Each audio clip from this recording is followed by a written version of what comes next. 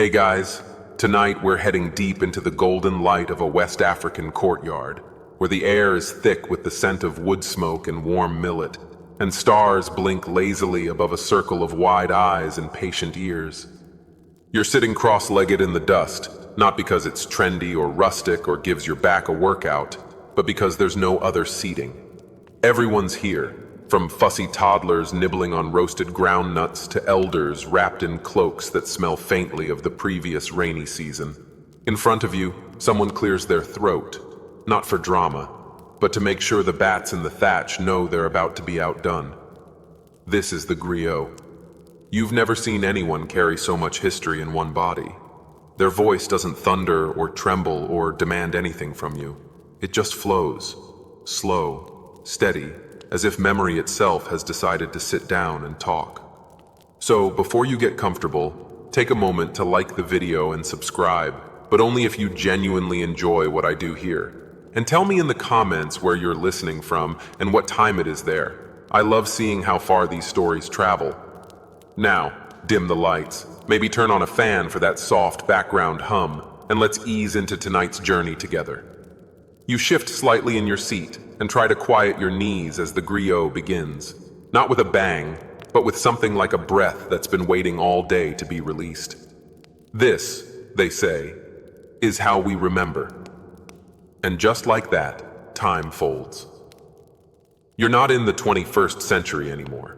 You're in the middle of the Sahel, in the 14th, 15th, or maybe 16th. To be honest, it doesn't really matter because the griot isn't concerned with centuries. They care about what happened, who was there, and how it all fits together like thatched reed into thatched roof. There are no books, no scrolls, not even an engraved gourd.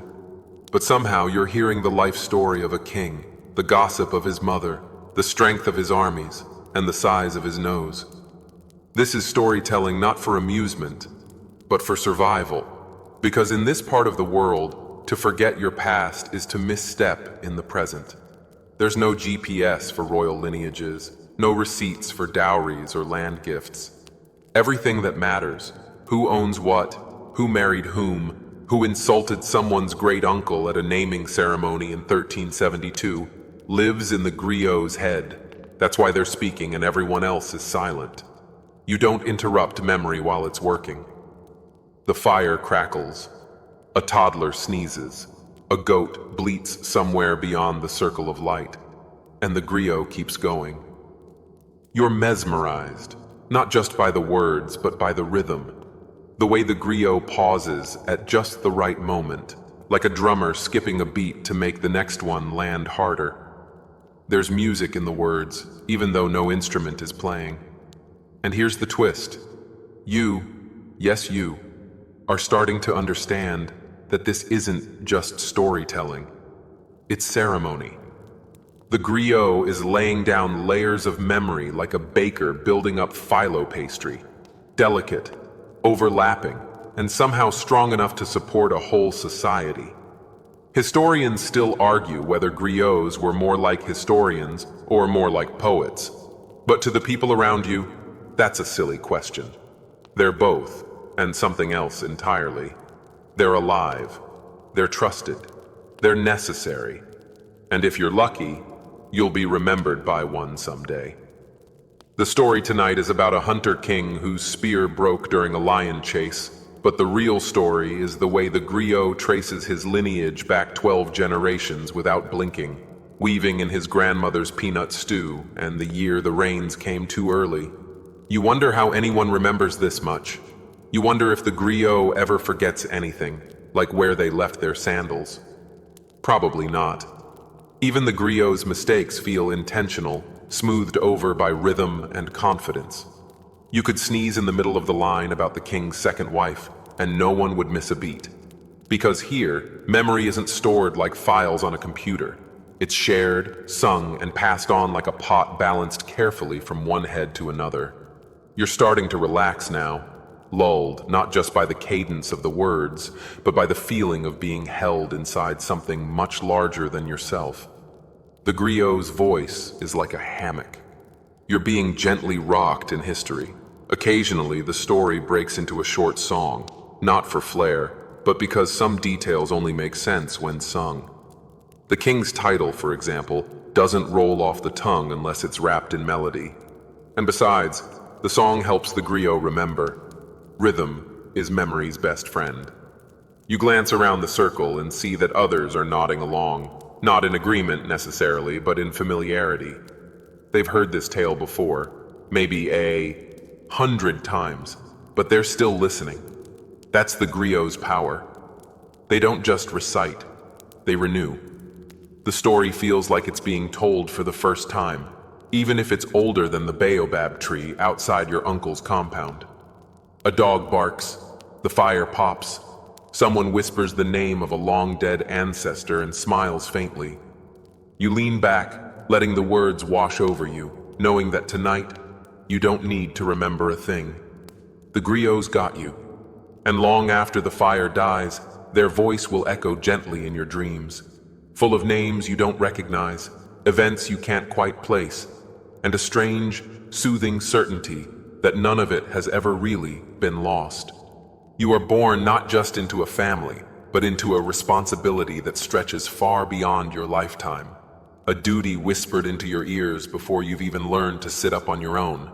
A memory map you'll spend your life unfolding and refolding with precision only your ancestors could have imagined. Your first lullabies are not nursery rhymes about moons or sleepy animals, but rhythmic chants of genealogy, names repeated in cadence, dates woven into melody, generations rolling back like waves retreating into the sea. In your cradle, an elder, your grandfather or your auntie or maybe your mother herself, hums the story of your great-great-grandfather. Not just his name, but where he stood during the harvest riot of 1723, what he said to the chief after the drought, how many goats he owned when he married his third wife. These are not exaggerations or bedtime fables meant to pacify your restless limbs. These are records, living records, and you absorb them long before you understand what they mean. Your toys are carved talking drums and thumb pianos strung with goat gut, each one a potential storage unit for a story, each string like a sentence ready to be tuned. You're barely 5 when you first notice that your family doesn't really use paper, not for anything important anyway. Marriage agreements, land disputes, blessings, insults, grudges, they all live in the air and are anchored only by repetition, passed back and forth like a calabash bowl during a naming ceremony. It's your uncle, usually, who tells you what it means to be a griot, and he does it casually while pounding millet or repairing a cracked lute. "We are the mouth of memory," he says. "If we forget, they disappear." No pressure, right? But you don't feel anxious. You feel chosen. You walk through the village and see people greeting your father with a kind of respectful smile that isn't about fear or wealth or cleverness. It's about need. They need him to remember. Your cousin stumbles during a chant one morning, and the room stills, not because anyone's angry, but because it matters. That misplaced name might be someone's grandfather. That forgotten order might change the entire story of a family's origin. You quickly learn that mistakes have ripples, and accuracy is affection. The better you remember, the more you love.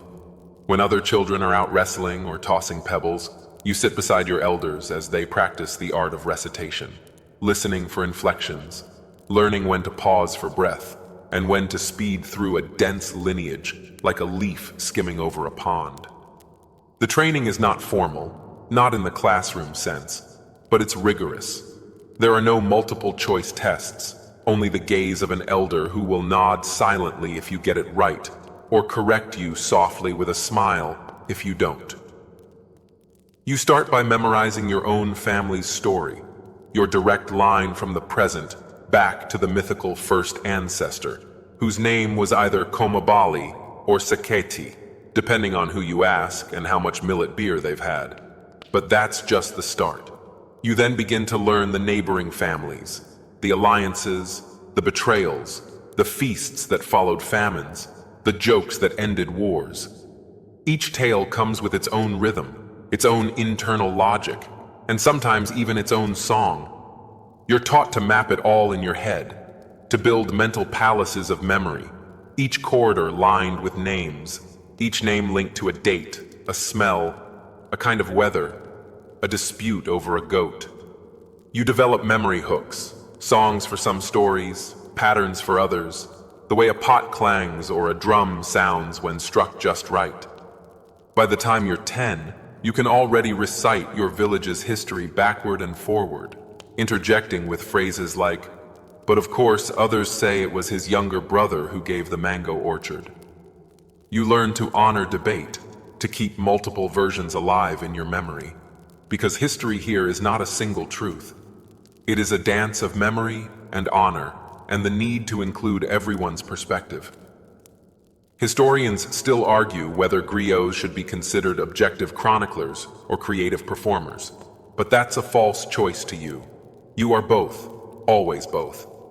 You know when to tell the version of the story that soothes a grieving family, and when to tell the version that reminds a boastful uncle that he did, in fact, lose that wrestling match in 1832. You grow into your role not just by remembering, but by understanding the emotional weight of what you remember. Your family celebrates your first public recitation with a feast, not because it's flashy or poetic, but because it means you're ready to start carrying the load. People will now come to you, asking you to name their mother's cousin who gave that sacred bowl to the village before the termite rains.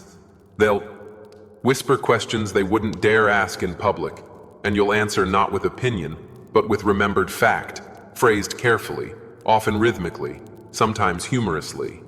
You learn the power of tone. A flat tone for a death, a lilt for a wedding, a teasing rhythm for a tale of lovers separated by an overflowing millet bin. You become, without realizing it, part oracle, part therapist, part human archive. And the more you remember, the more people trust you. There are no written checks, no vaults, no notarized contracts. A griot's memory is the vault, and you are now one of them. When you walk through the market, you're no longer just a kid buying cassava. You're a living, breathing extension of your people's past. Women call you keeper. Old men nod as you pass. Children try to mimic your chants in between fits of giggles. You don't get embarrassed. You were born for this. There's a sense of calm in it, a kind of invisible scaffolding that holds you up from within. It's exhausting sometimes, sure, but it's also comforting. In a world where everything changes, where rivers shift and leaders argue and roofs leak, you have something permanent inside your head. You carry an entire civilization in your skull. And if you ever feel overwhelmed, you just sit by the fire and let your grandfather recite a line from the past. He'll say something like, "And then, under the third moon, while the crocodiles still slept." And suddenly the story starts flowing again, and you remember that this isn't a solo act. You are part of a lineage of rememberers.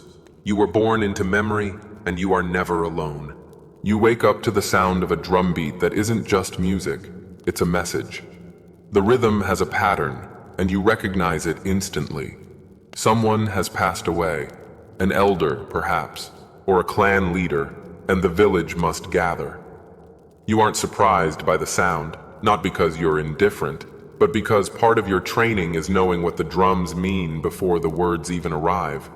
You stretch, roll your shoulders, and rise slowly, because today, you'll be expected to remember things others can't afford to forget.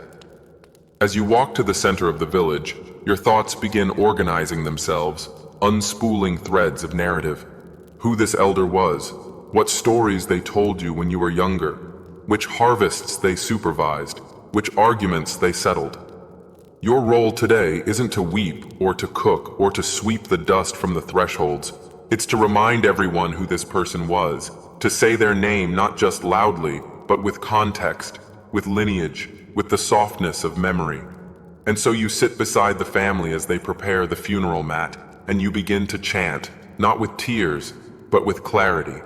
Child of Mamadou, seed of the Balimaya line, witness of the great locust year. And on you go, painting a life in syllables. There is silence when you pause, not because people don't know the story, but because they're leaning on your telling of it to stabilize their grief. You see, in this world, death is only final if you're forgotten. And as long as you chant, they remain. That's why you can't get sick. You can't disappear for too long. You can't lose your voice or forget the beat of the drum. Because to forget someone's story is to lose them twice, and no one wants that weight on their soul. This is the kind of pressure that would terrify a modern office worker. But to you, it's like breathing. Because being a griot isn't just about memory, it's about presence. You have to show up. You have to stand still while the wind changes. Be the anchor in a sea of rumors and revisions. That's why even when leaders fall and new ones rise, they consult you. Not to manipulate the story, but to know which parts of the past might trip them up if they're not careful. You are, in some ways, the village's collective conscience, which is both flattering and exhausting. And on days like this, during a funeral, you feel the full weight of that responsibility. The children sit close by, wide-eyed, listening to your cadence, memorizing your rhythm. One day they'll tell this story too, but for now, they just absorb. You nod to them subtly, silently encouraging their curiosity, because curiosity is how griots are born. Later, after the final drumbeat has faded and the family has returned home, you gather with other griots from nearby villages. These moments are rare, but powerful. Exchanges of lore, friendly competitions of memory, debates about whether it was the year of the dust moon or the year of 3 frogs when the river trade route collapsed. Historians still argue whether these gatherings count as conferences or performances, but you don't worry about the terminology. To you, it's community maintenance. You exchange stories, correct each other, laugh over misremembered details, and occasionally bicker over honorifics. Did old Bakary really own 60 camels, or was it 20 and a borrowed horse? It matters, and you treat it as such. These sessions aren't just for bonding, they're for calibration. You need to be accurate, not just in spirit, but in fact. The world is changing, and with the arrival of traders from across the desert and ships along the coast, stories now travel faster than before, but they also become diluted. That's why griots must be vigilant, ensuring that names aren't dropped, alliances aren't misrepresented, and victories aren't exaggerated to absurdity. Your mind is like a loom, and every meeting with another griot is an opportunity to tighten the weave, reinforce the borders, and add color to faded threads.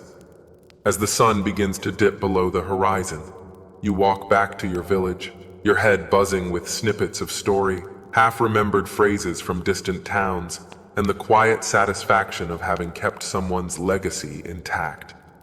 That night, you sit under the baobab tree and begin teaching a new chant to your niece, a child just old enough to sit still for 15 minutes without chasing lizards.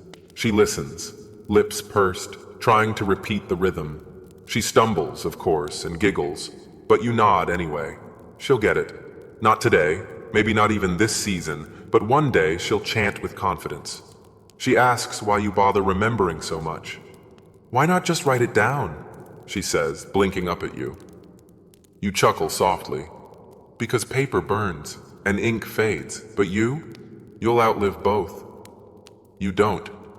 Mention the fact that yes, some griots now do write things down. Tiny notebooks tucked beneath robes, hidden symbols written in Arabic script on old parchment. But even then, the oral tradition remains sacred. Written records are helpful, sure, but they're like skeletons without flesh. The performance, the voice, the inflection, that's what brings the story to life. You remind her that the same sentence can mean a blessing or an insult depending on how it's delivered, and griots are trained not just to recite, but to embody the story. That's why memory isn't just about words. It's about breath, rhythm, presence. That's also why you're careful about who learns what. Not all stories are for everyone. Some tales are public, shared freely during harvest festivals or royal birthdays. Others are guarded closely, whispered only to trusted kin after dark, when the wind is still and the dogs have stopped barking. These are the sacred memories, the ones that carry danger, power, or pain. You don't share them easily, because once spoken, they take on lives of their own. Some histories can start wars, others can heal wounds. Your job is to know the difference. And so, as the stars appear one by one overhead and the heat of the day finally begins to fade, you finish the chant, press your palm to your niece's forehead, and smile. She'll sleep soundly tonight, her head full of names and years and half-remembered dreams. And you? You'll sit a little longer under the baobab tree, eyes closed, mouth moving softly, rehearsing the name of a merchant who once crossed the Sahara with 10 crates of salt, a peacock, and a letter from a king. No one's asked about him in years, but you remember. And that, in the end, is all that matters. The dry season doesn't just change the landscape, it rearranges your entire schedule. The river shrinks into itself like a secret being kept. The trees drop their leaves with a kind of weary resignation, and the heat presses down on the village like a heavy quilt no one asked for. You wake earlier now, before the sun climbs too high, because you have more to do and fewer hours to do it in. This is when the Griots' work intensifies. Not because there are more ceremonies, but because this is when people finally have the time to sit still and listen. The fields are fallow, the festivals fewer, and that means long nights spent around low fires, with families hungry not for food, but for stories. And you have plenty. You gather with your listeners in the courtyard, the children lying belly down in the dust, the elders leaning back on mats, their eyes closed as they travel back through time with you. Tonight, someone asks about the founding of your people, how they came to this bend of the river, who first pointed and said, "Here, this is where we stay."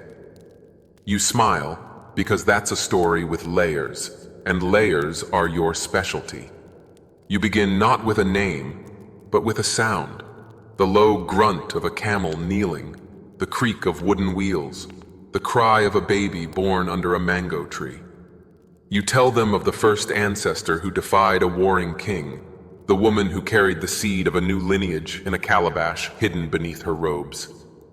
You describe how she crossed the grasslands disguised as a servant, feeding chickens and sweeping courtyards, until she could reach this very soil and declare it her people's own. Historians still argue whether this founding matriarch was a mythic figure or a real woman whose legend simply grew over time. But to you, the distinction is irrelevant.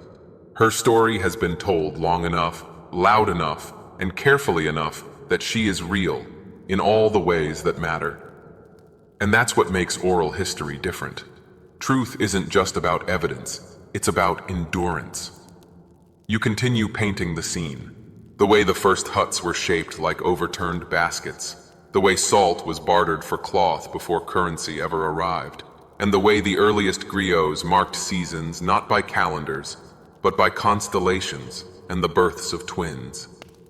The fire crackles, someone refills your gourd with cool water, and the questions continue. A boy asks whether griots remember everything, even embarrassing things.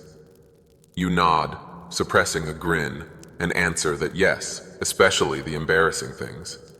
Why else would people behave? You add, earning a few chuckles. That's part of your power, mild, unspoken accountability. People know that if they dance too wildly, bargain too unfairly, or say something truly absurd at a wedding, it might just end up immortalized in one of your songs. But you aren't cruel. You don't weaponize memory. You curate it.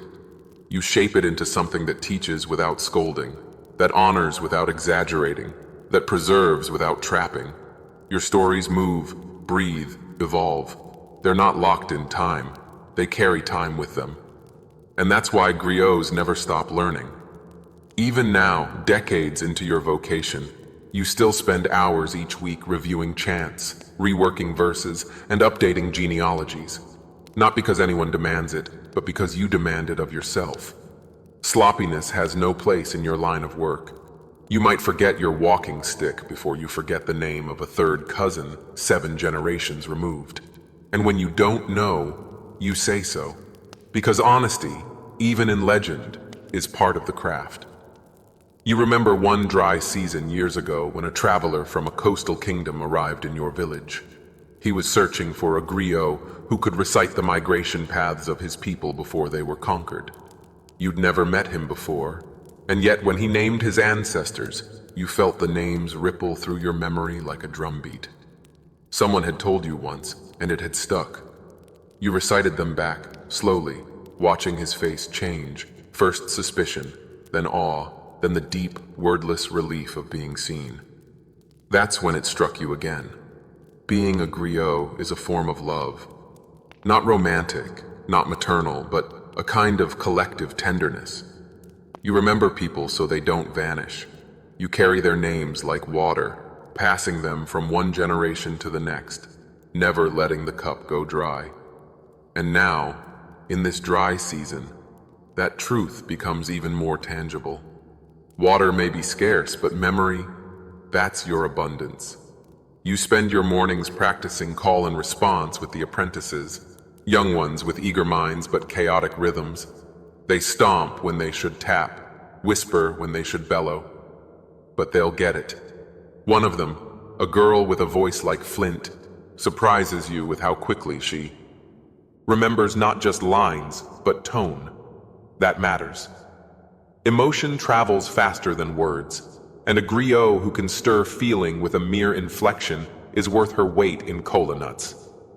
You begin giving her longer verses to memorize. Secretly, you wonder if she might someday replace you.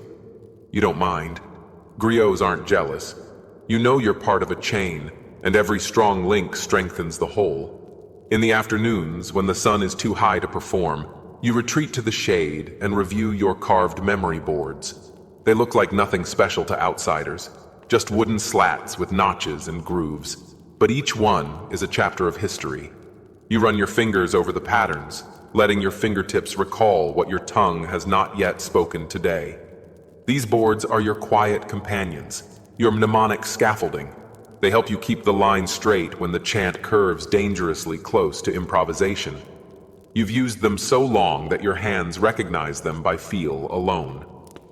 One groove reminds you of the tax dispute between two villages that nearly turned violent until a griot's satirical song embarrassed both sides into cooperation.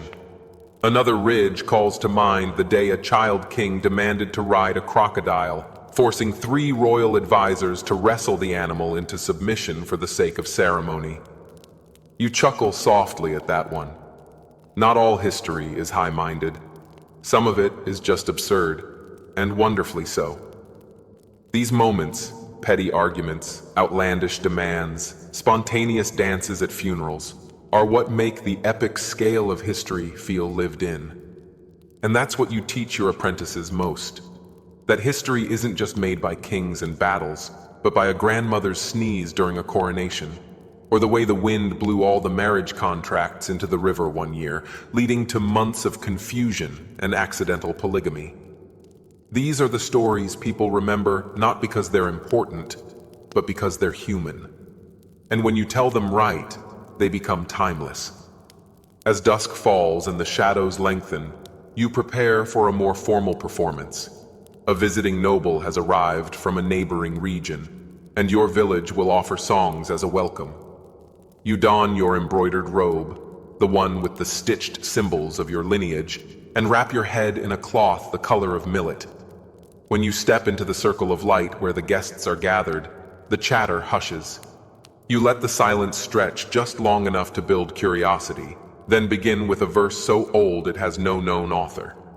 It tells of a bird who stole fire from the sky, a river that ran backward for a week, and a drum so powerful it could summon rain. You sing it not as fact, but as feeling, watching the children's eyes go wide and the adults exchange amused glances. You've got them, and once you have them, you can take them anywhere. Into the heart of an empire, across deserts on camelback, through decades of triumph and humiliation, all in the span of an evening. By the time you finish, The noble is smiling, nodding, clearly moved. He offers a pouch of salt in thanks, and you accept it with a low bow. Not because you need the salt, but because it represents something older than trade. It's respect, crystallized. Later, back in your compound, you place the pouch next to others you've collected over the years. They're not trophies, they're bookmarks. Each one reminds you of a night when history came alive again, even if only for a few hours, because someone asked, and you answered. You rise before dawn now, not out of duty, but because the stories have begun to wake you before the roosters. They rustle like leaves in your thoughts, waiting to be spoken, waiting to be sung. There's something sacred about this hour, when the world hasn't quite decided to be noisy yet, and the shadows are still soft enough to fold into. You sit outside your hut with a calabash of millet porridge, watching the horizon warm from indigo to gold, and think about the griots who came before you, those whose names you carry, not just in memory, but in tone, rhythm, posture. Every griot's voice is an echo chamber. Yours reverberates with decades of instruction, repetition, correction, and delight. You remember the elder who taught you how to pace your breath so you could chant through the length of a full genealogy without faltering. He had a beard like unraveled rope and fingers stained with cola nut. He used to tap your knuckles with his staff when you got a name wrong, not harshly, but just enough to sting your pride. You are not just telling history, he would say. You are guarding a gate between the living and the dead. And now that gate rests in your own chest. Today, it will open again. The apprentices are gathering with their slates and blank scrolls, eager to learn the next layer of the royal line. You don't let them write during performance training. Memory must earn its stripes the hard way. But for revision and structure, their slates are welcome. You begin with the ancestors of the current ruling family, walking them backward not in bloodline, but in drama. First the scandal of the twin princes, then the contested dowry that nearly split the kingdom, and finally the matrilineal twist that placed a queen's nephew on the throne instead of her son. These twists aren't just narrative flourishes, they're lessons about politics, family, and the unexpected shapes of legacy. Historians still argue whether that queen manipulated events or merely responded with cunning. But in your telling, she was both villain and heroine, depending on which drumbeat you tap under her name. That's the griot's subtle art. Leaning tone, bending emphasis, shifting pause. You don't change facts. You suggest how they should feel. During the lesson, one apprentice tries to challenge you. He claims a different version of events from a rival village. You don't chastise him. You smile. This is part of the training. You ask him to perform that version, and he stumbles midway through, unsure of how the motivations align. You nod, then tell both versions side by side, letting the apprentices hear where they diverge, where they contradict, and where, most interestingly, they harmonize. All griots are diplomats, you remind them. Truth is not a sword, it's a flute. You must learn to breathe it properly. Later, as the sun climbs and the training ends, you walk through the market to gather things for the evening. Not groceries, but details. Snippets of overheard conversation, gestures, mood. The griot must always be listening. You hear a merchant complain about a customer's haggling. You note the phrase he uses, one your mother used to say when she was out of patience. He could debate with a tree stump. You store it in your mental notebook, knowing it will serve you well in some future proverb. You pass a weaver discussing thread patterns with a trader from another region, and the foreigner shares a tale about how his people used to dye their fabrics with crushed beetles. You ask for more, pretending casual interest, and he obliges. That too gets tucked into your mental trove. No detail is too small. A griot who ignores texture ends up telling flat stories. Back home, as you lay out your talismans for the evening performance, you notice a tear in your oldest robe. Not a dramatic one, but enough to catch your eye. It was stitched years ago by a woman who once asked you to weave her son's name into a wedding song. You did, and now that son is a father himself. The robe has held up longer than many marriages. You make a mental note to repair it, not because of vanity, but because griots wear their history, literally. Every thread, every bead, every patch tells something, and someone, someday, will notice. Just before sunset, a group of elders arrives to request a performance, not a formal one, but something personal. A friend has passed away, and they want his deeds honored in song. You agree, as is your role, and sit with them as they recount stories about his life. Some are grand, like the time he saved a granary from fire by calling villagers with a drum instead of a shout. Some are hilarious, like the time he accidentally married 2 women because he misheard the word yes in a dialect he barely understood. You laugh with them, then begin composing the outline in your head. The rhythm will begin slow, then lift with mischief, then close with reverence, like a river that detours before returning to its source.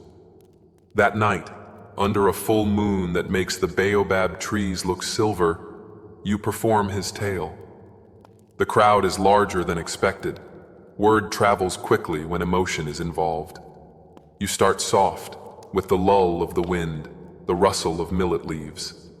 Then the melody climbs, mimicking laughter, the beat of footsteps, the rise of joy.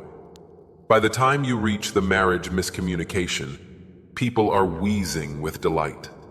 And when you bring it back down, with his final request for his family to plant a tree instead of a grave marker, there's a long collective hush.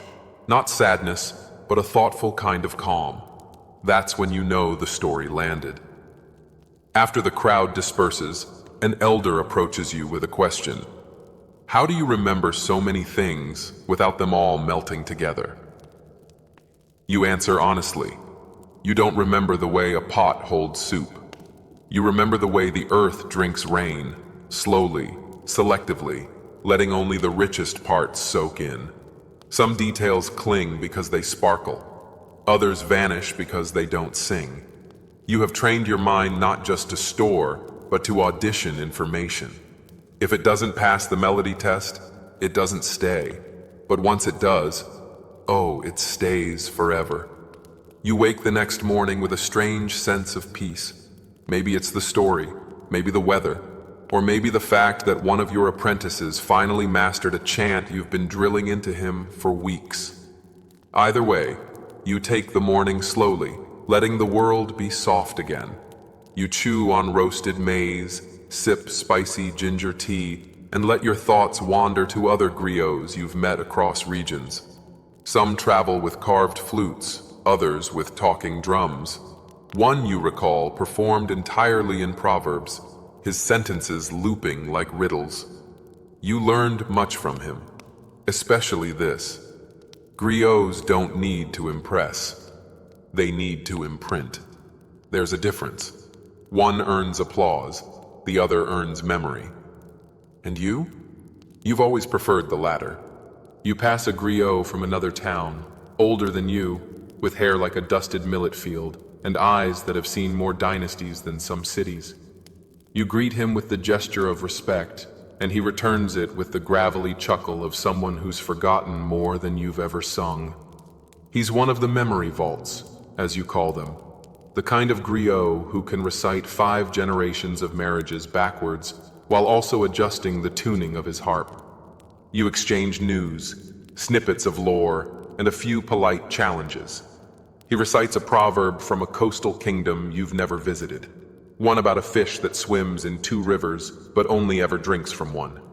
You counter with a tale about a royal drummer who carved new rhythms to summon peace between warring factions, each beat timed to match the average heartbeat of their leaders.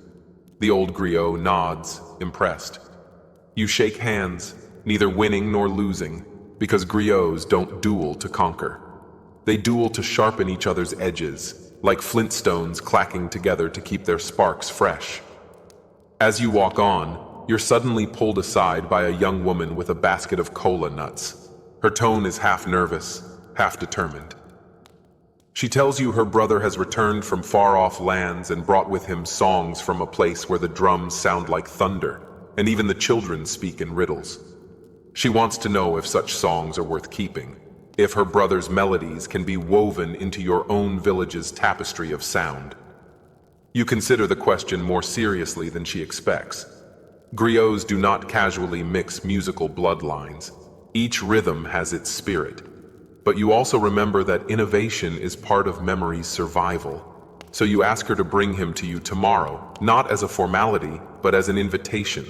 If his rhythms speak truth, they will find a place. If not, well, even a false rhythm can still echo something real. Nearby, you see an apprentice griot being corrected by his master in the middle of the street. His posture is off, his phrasing sloppy, his breath uneven. The elder isn't angry, just patient, tapping the young man's chest with the butt of his drumstick and murmuring, "It's not about your lungs.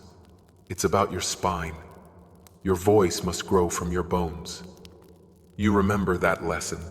You learned it under moonlight once, gasping through a chant that twisted and dipped like a riverbed. Your own mentor made you sing while balancing a gourd on your head to force your stance upright. That night, the gourd didn't fall, and your voice found a new shape. Memory lives in your posture as much as your tongue.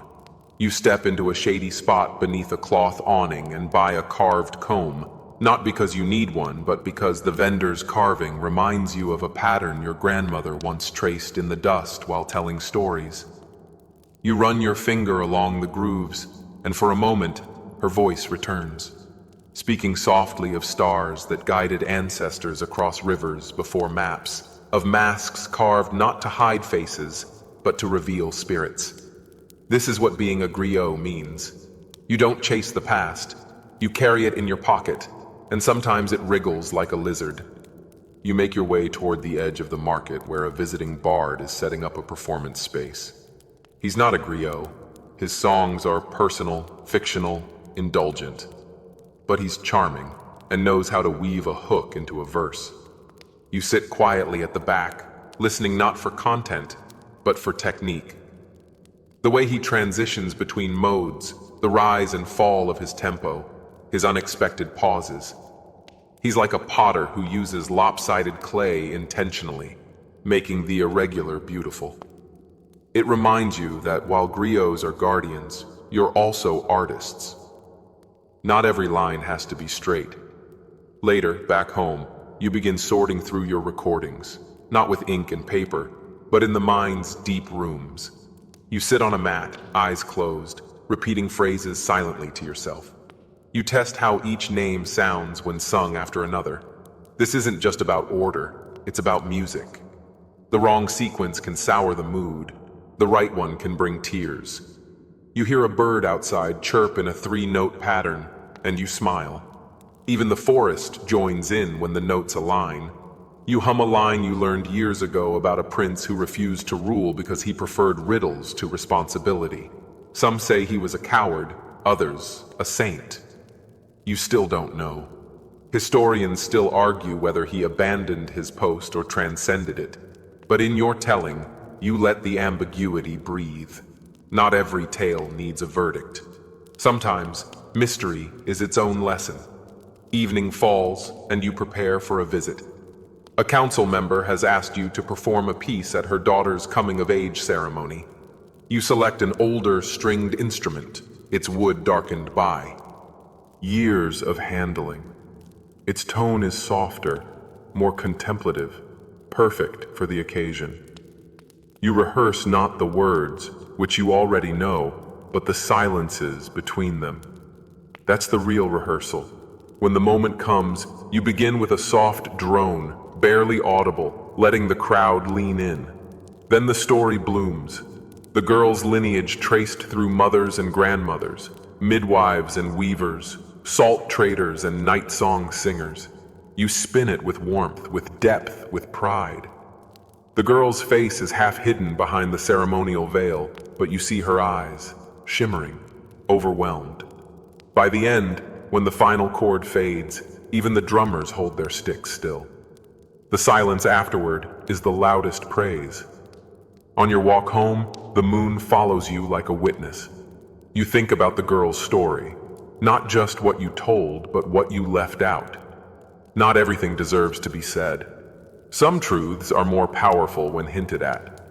That's the griot's craft, knowing when to speak and when to let history hum beneath the surface.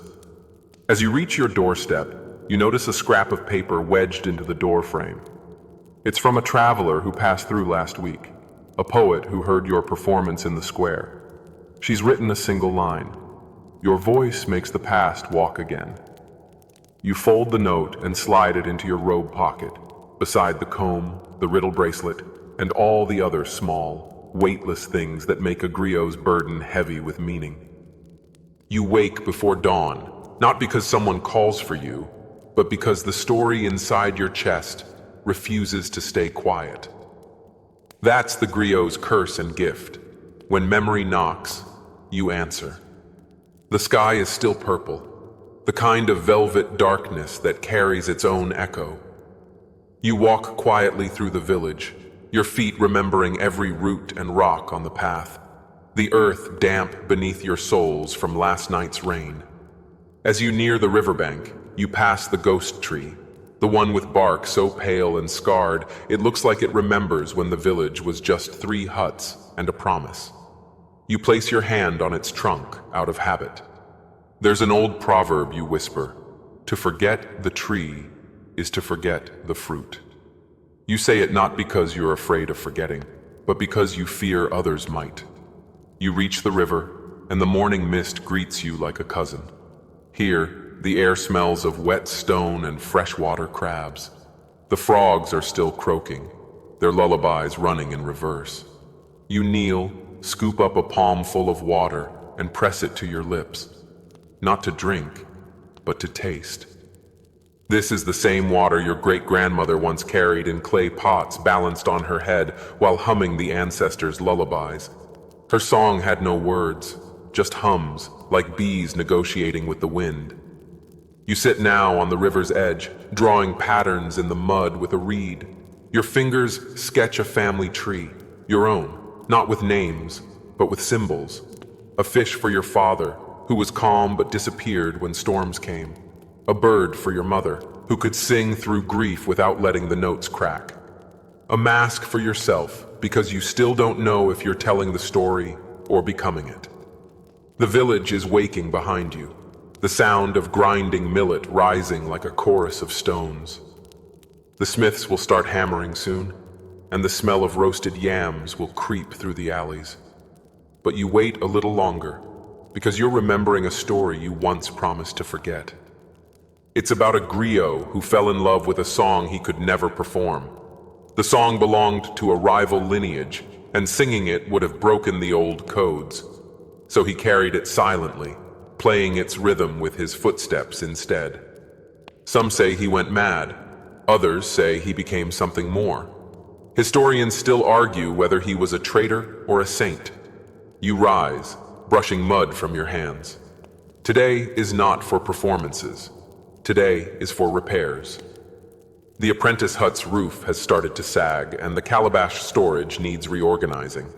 You find the apprentices still asleep, sprawled like spilled beans. You clear your throat, not to scold, but to remind. They scramble up, bowing with sheepish grins. You assign tasks, showing them how to hang the drums at just the right angle so the skins don't stretch wrong when the humidity shifts. You teach them how to thread new string into the kora, reminding them that every thread has a name, one for love, one for grief, one for silence. The youngest apprentice asks why silence needs a string. You smile and answer, because even silence has a shape. The girl from yesterday arrives with her brother, the one who brought the foreign rhythms. He's quiet but observant.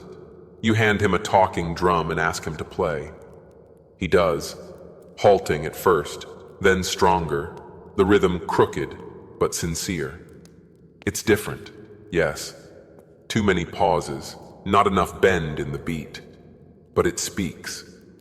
It says, "I came from somewhere else, but I want to belong here." You nod, and the apprentices watch as you guide him to adjust his palm angle, to swing from the wrist, not the elbow. His second attempt sounds more like a question than a declaration. That's progress.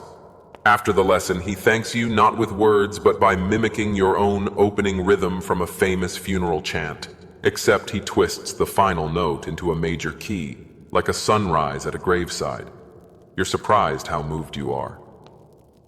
Back in the courtyard, one of the elders arrives with a strange request. He wants you to record not a person's lineage, but the history of a tree. Not just any tree. A sacred baobab that once shaded council meetings before the war, before the soil beneath it was salted and the land turned bitter. The tree now stands half dead, but he insists it remembers. You listen closely and agree. Trees are listeners. They deserve to be heard in return. You begin composing that night, under its gnarled branches. You trace the rings in its bark like braille, noting where the wind catches in certain hollows. You hum a bass line built from the rustle of its leaves, layering in a chant based on the names of elders who once sat beneath it. You add a drum beat based on how often the tree dropped fruit in drought years, faster when the need was greater. The piece doesn't have words yet, but it has a mood. Proud, thirsty, enduring. A village child wanders near and asks what you're doing. You answer, tuning the tree. They nod, utterly convinced, and sit beside you, humming their own nonsense melody. You don't correct them. Every voice adds something. That night, as you prepare to sleep, you replay the day in your mind, not chronologically, but emotionally.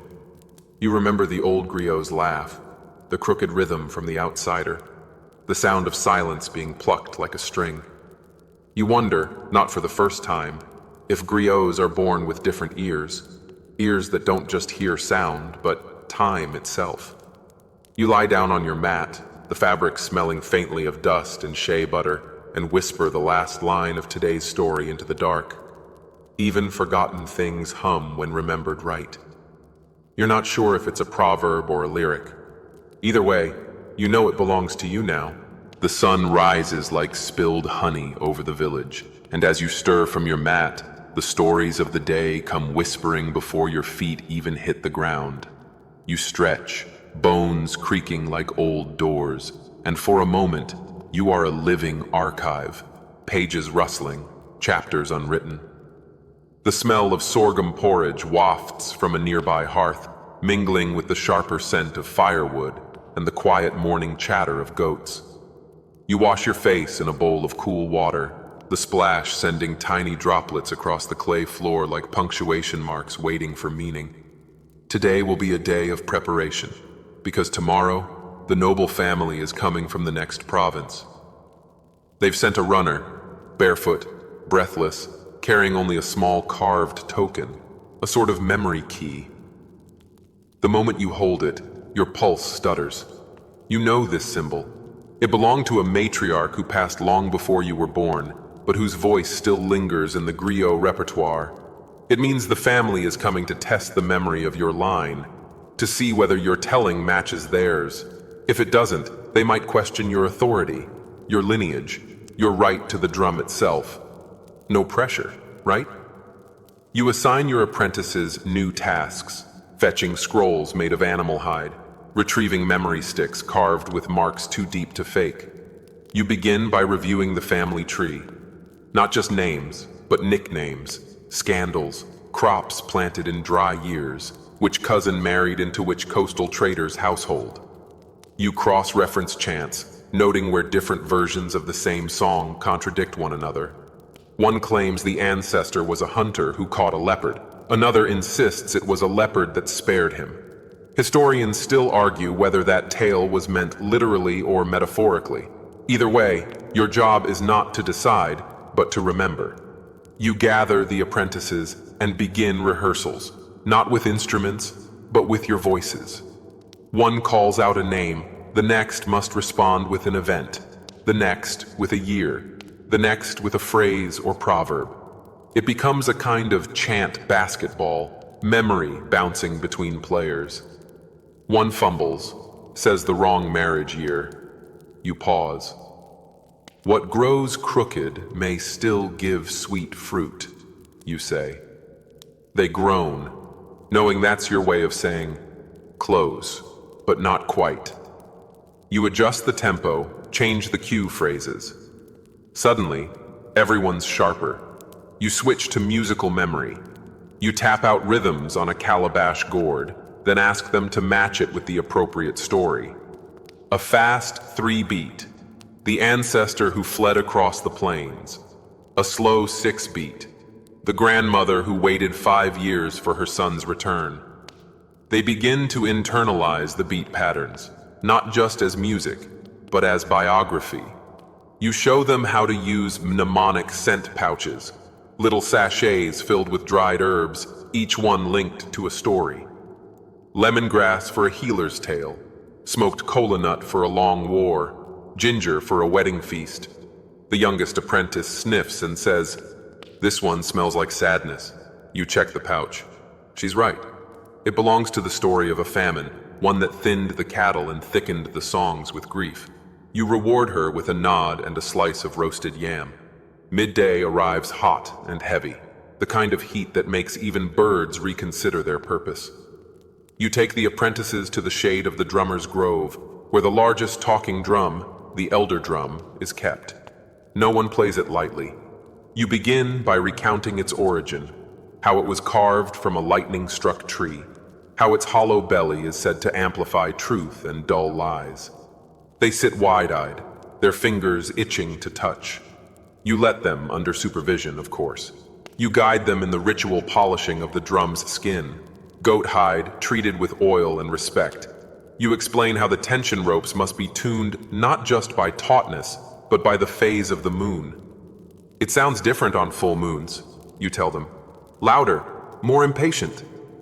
The oldest apprentice dares to ask if you believe the drum has feelings. You shrug. If it didn't, why would it sing? By late afternoon, the village square is cleared for your practice performance. Not for outsiders, but for the elders who remember how the tale should sound. They sit like trees that decided to grow legs. You bow low, speak the invocation. I do not create. I repeat. I do not own. I carry. Then the performance begins. Your voice flows, rising and falling with the tempo of remembered centuries. You tell the tale of the noble line's founder, who escaped a burning city by hiding in a grain sack.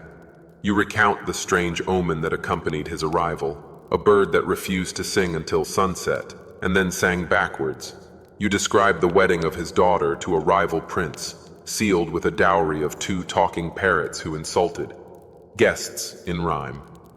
You feel the audience shift, nod, grunt, smile. They remember. One elder claps softly at a particular flourish. Another mutters, "That's how it's supposed to be told." High praise. But then, halfway through the second lineage chant, you hesitate. There's a gap in your mind, a name you should know, but don't. Panic flares. The apprentices stiffen. You cough to buy time. You tap your fingers in rhythm, hoping muscle memory fills the void. Then it comes. Not the name, but a proverb associated with it. The one who left his shadow in the millet. That's enough. The story finds its legs again. You continue, weaving in an extra detail about that ancestor's fondness for fermented locusts. The crowd chuckles. You finish the story with a closing refrain, and silence falls. Then, applause. Not raucous, but respectful, like rain on a rooftop. You exhale, and for a moment, you are empty. But it's a good kind of empty, the kind that leaves room for more memory. That evening, you sit beneath the tree near the apprentice's hut, a bowl of palm wine in hand. One of them asks, "What happens if the noble family's version doesn't match ours?" You sip, then reply, "Then we both learn something new, or at least agree to forget together." The fire crackles nearby. You look up at the stars, trying to map a lineage from constellations. And you wonder how many stories lie up there, unrecorded, just waiting for someone to remember them the right way. You wake before dawn again, not out of duty, but because the stories in your chest are already stirring, turning and tumbling like fish under the water's surface. The noble family arrives today, and everything in the village hums with that quiet buzz that means something important is about to happen. Even the goats seem to walk with more purpose. You run your hands over your robes, smoothing the woven cloth patterned with your lineage's colors, red for memory, black for silence, and gold for speech. Outside, apprentices scurry with bowls of water, fresh mats and trays of welcome gifts, cola nuts, dried mango, and a small bowl of white clay for ritual hand marking. The eldest among the visitors steps into the square first. She wears a tall head wrap, not just for fashion, but to signal her role as memory keeper in her own line. You recognize her. You've only heard her speak once before, at a funeral 10 years ago. She had corrected the griot mid-performance, and the audience had gone so quiet that even the wind held its breath. Her gaze meets yours, and in that moment, it's not about age or title. It's about whether your mind is sharp enough to meet hers without drawing blood. Formal greetings are exchanged. You offer the carved memory token they sent earlier, and she nods in approval when you return it with the correct proverb. What is carved in wood survives the fire. That's the cue. Time to begin. You step forward, raise your hand, and begin not with the noble ancestor's tale, but with a landscape. You describe the valley where their line began, fertile, crescent-shaped, bordered by whispering reeds and crocodile tracks. You name the plants that grew there, baobab, sorghum, tamarind, and you describe the sky on the day their ancestor crossed into it, how it had just rained, and the clouds clung low like old grief. You move into rhythm, your voice riding the backbeat laid down by your second drummer. The tale flows through births, droughts, the building of the first council house, the borrowing of drums from a neighboring chiefdom, the eventual gifting of those drums to a coastal trader in exchange for a rare spice that made people dream in color. You include the scandal, because every noble line has one. This one involves a mistaken identity, a goat that wasn't a goat, and a stolen marriage necklace that led to a war lasting just long enough to birth a new proverb. Even a short fire can scorch the pot. The elder woman smiles faintly at that. You've hit the mark. Then comes the test. She steps forward, raises her hand, and offers a correction. The year you claimed the ancestor traded for the spice, she says, is off by 2 seasons. You pause, not because you doubt her, but because this moment is delicate. If you challenge her, you risk offending a guest. If you agree too quickly, you imply your own memory is faulty. You bow slightly and reply, perhaps the ancestor began the trade in one season and completed it in another. History often travels by boat, not horse. The crowd murmurs in approval. Diplomacy and metaphor, classic griot tactics. She nods. The performance continues. Afterward, gifts are exchanged. Scrolls of poetry, a carved flute, a calabash etched with symbolic motifs. She offers a story in return, a lesser-known tale of a woman in their line who disguised herself as a potter to escape an arranged marriage. You record it silently, knowing you'll refine it later into song form. That night, you gather with your apprentices under the largest neem tree. The elder woman has retired, satisfied. You're relieved, but restless. One apprentice asks why the noble families are allowed to challenge griots. Isn't the griot supposed to be the authority? You shake your head. A story is not a weapon. It's a mirror. Sometimes, the reflection surprises even the storyteller. Another apprentice asks what happens when 2 versions of a story contradict completely. You think for a moment, then say, we tell both and let time decide which one turns into proverb. It's a good answer. though not always practical. You remember a tale from your own training days, how one griot was forced into silence for reciting a forbidden version of a royal betrayal. Historians still argue whether he was punished for the story or for who was listening. The apprentices practice storytelling exercises into the evening. You have them recite an ancestor's name, followed by one known fact, one rumor, and one impossible legend. It helps them feel the full arc of memory, truth, distortion, imagination. One apprentice creates a new twist, a tale where an ancestor learned to speak crocodile. Another tells a joke story about a griot who couldn't keep secrets, so he trained his parrot to perform instead. It's a terrible story, but the rhythm is decent. You let them laugh, but remind them gently. Even jokes carry memory. Then you teach them one of the rarer forms, the sung contradiction. It's a kind of call and response where each line undoes the last. He was brave. He ran from the battle. He returned with spoils. He stole from the spoils. He built a shrine.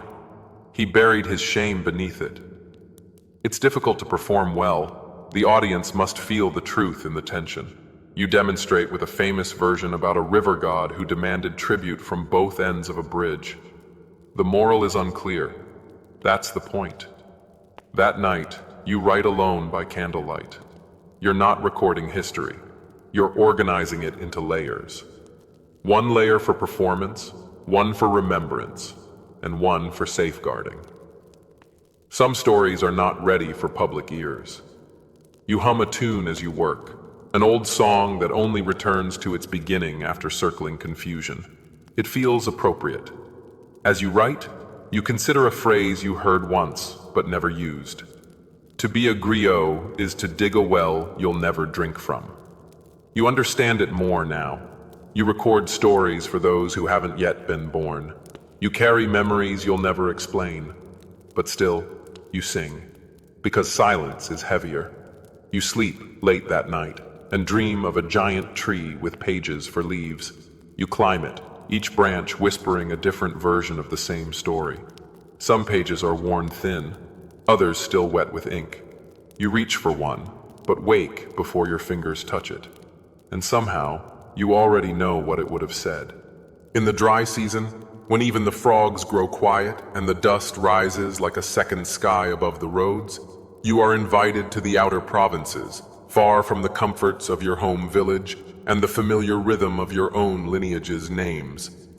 The journey begins with a ceremony, because of course it does, and you are sent off with good omens, a chalked line across your forehead, a handful of dried baobab leaves tucked in your bag for wisdom, and a song played by children using calabash bowls and copper spoons. You ride in a caravan of camels and donkeys, stopping each night near the old trader's wells, where ghost stories cling like dew to the stones.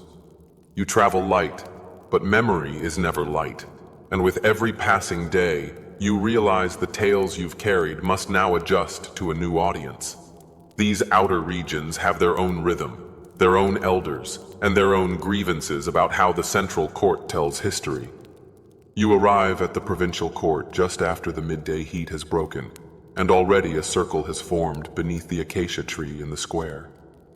They're waiting for you to perform, but this time you sense something different in the air. This is not a polite visit. This is a test. An old griot from the region has passed away, and his apprentices have not yet chosen a successor. Some of them resent your presence. They see you as an outsider sent to impress or possibly replace. You greet them with the long-form courtesy phrases, each one a rhythmic offering. I am only the shadow of those who remembered before me.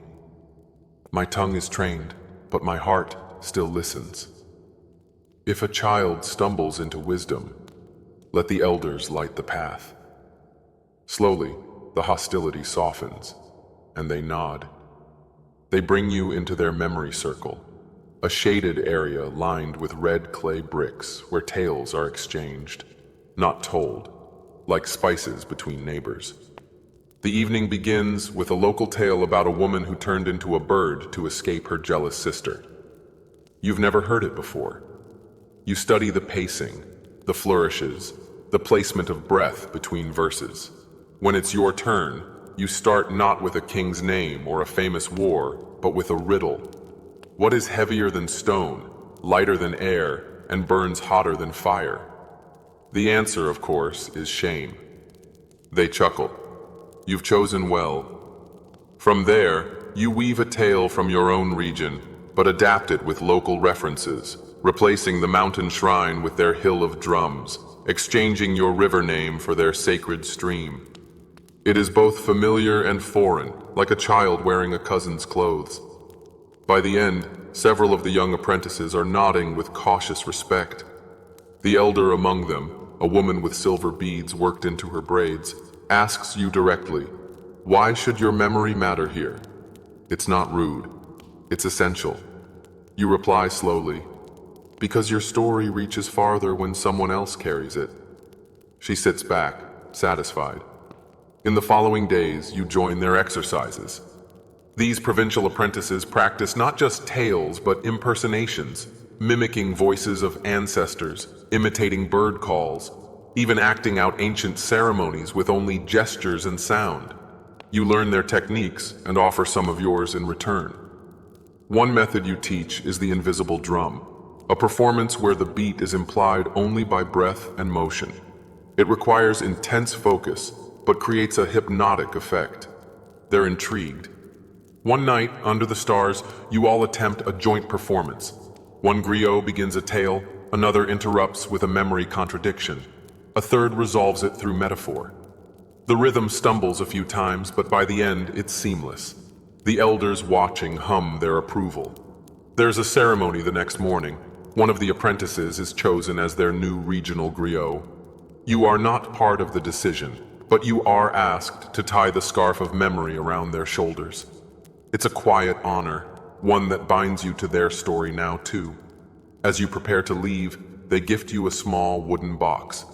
Inside is a folded parchment with a story you've never heard before, an origin myth involving talking rain and a jealous drum maker. The story ends with a blank line. You look up, puzzled, and the elder griot explains, "That part hasn't happened yet." You nod. Every story is unfinished. On the journey back, you replay that phrase in your head. That part hasn't happened yet. It reminds you of the way stories are not just told, but lived forward, shaped by repetition, argument, forgetting, and rediscovery. You consider the long arc of griot lineage, and how it survives not because of precision, but because of flexibility. Like a river that changes course, but always finds the sea. One night, as the caravan camps beneath a sickle moon, you recite aloud to the darkness. Not a performance, just a whisper. You speak a story from long ago, about a griot who learned the language of ants and was buried beneath a baobab so that his stories could rise through the roots. You hum a melody that doesn't have words yet, then fall asleep with your head resting on the box they gave you. In your dream, the box opens not with hinges, but with wind, and from it pours a scroll that stretches across the sand. You follow it barefoot, and as you walk, your footprints leave behind tiny symbols, like proverbs in training. When you wake, you remember the dream vividly, and record it not in your performance ledger, but in your private journal, a book you keep hidden beneath your robes, wrapped in fabric scented with cloves. The outer provinces have changed you. You return not as a different griot, but as a deeper one. Your voice now carries other rhythms, and your silence contains other meanings. Back home, the younger apprentices notice. One of them says, "You sound like a well after rain." You laugh. That's the best compliment a griot could hope for. You're up before the sun again, brushing the sand off your clothes as the morning wind sighs through the tall grasses outside the compound walls. The calabash tea is already steeping by the hearth, and you sip it slowly, letting the heat wake you from the inside out while your mind drifts toward today's lesson. Inheritance. Not of gold or grain, but of memory, of titles, lineages, scandals politely skipped over, and stories handed down like heirlooms woven into the very skin of this land. Because here, inheritance is not just about who gets the cow or the cooking pot. It's about who remembers. You spend the morning with a blind griot, one who sat in the same shade for over 40 years and who says the only thing more dangerous than a sharp sword is a forgotten name. He's called Binta, the voice keeper, and though he's lost his sight, his memory is flawless. You sit beside him and listen as he recites the royal line of a kingdom that no longer exists. 1,000 years of rulers, advisors, midwives, warriors, cowherds, rebels, and jesters, all chanted in a slow, deliberate rhythm, like a heartbeat stretched across generations. You try to follow the cadence, murmuring under your breath, shaping your lips around the old clan names. But Binta shakes his head. "Don't copy my tone," he says. "Find yours. You're not a mirror. You're a well." He taps his temple. "Dig." His words echo for days. You spend afternoons under the tamarind tree practicing, muttering to yourself, clapping out beats, building a mental scaffolding to hold an empire's worth of memory. You're learning that inheritance isn't static. Names morph slightly from region to region. A prince called Wali in one tale becomes Walijo in another. Some griots say he died in battle, others that he married a river spirit and floated away. Historians still argue whether he even existed, but in the world of the griot, existence is proven by repetition. You tell a story enough and it becomes true, or true enough to teach a lesson. That's what matters. Truth here is braided, not linear. One evening, a woman named Kadiatu visits the compound, bringing roasted millet cakes and a challenge. She's a griot from the coast, known for her sharp tongue and even sharper memory. She proposes a test. She will sing the lineage of a village you've never heard of, but leave out 3 key names. If you can identify the pattern and fill in the missing generations, you win. If not, you must reveal one of your best stories. It's a high-stakes game among griots, part performance, part puzzle, part humility exercise. She sings it fast, like rain on a rooftop, names spilling into one another with practiced ease. You close your eyes, counting the syllables, mapping the turns. It's not just the names, it's how she clusters them. 2 warriors, a peace weaver, a twin birth, then silence. You wait, then guess. The basket maker who fed the army, you say. Then his daughter, the midwife, and then the rain priest who cursed the millet. She laughs. Close. You swapped the last 2, but I'll count it. And she hands you a millet cake anyway. That's how memory grows, through games, generosity, and the occasional wrong guess. You realize griots test each other not to compete, but to sharpen, to keep the collective memory in motion like a river, constantly rearranging its own banks. You begin working on your own memory web, a tapestry of names and stories tied together with sensory cues. When you think of the 3rd ruler of the Sumauro dynasty, you recall the scent of burning shea butter, because that's what you were smelling when you first heard his tale. For the queen who led the famine migration, you think of the grit in your teeth during a windstorm. Your memory becomes less of a list and more of a landscape, one you can walk through at will, pausing at familiar doorways, noting the cracks in the walls where forgotten verses might leak through. You start dreaming in names. At night, your brain replays lineages as lullabies, ancestral epics looping like ambient music. Once, in your sleep, you whisper the name of a long-dead jester and wake up laughing.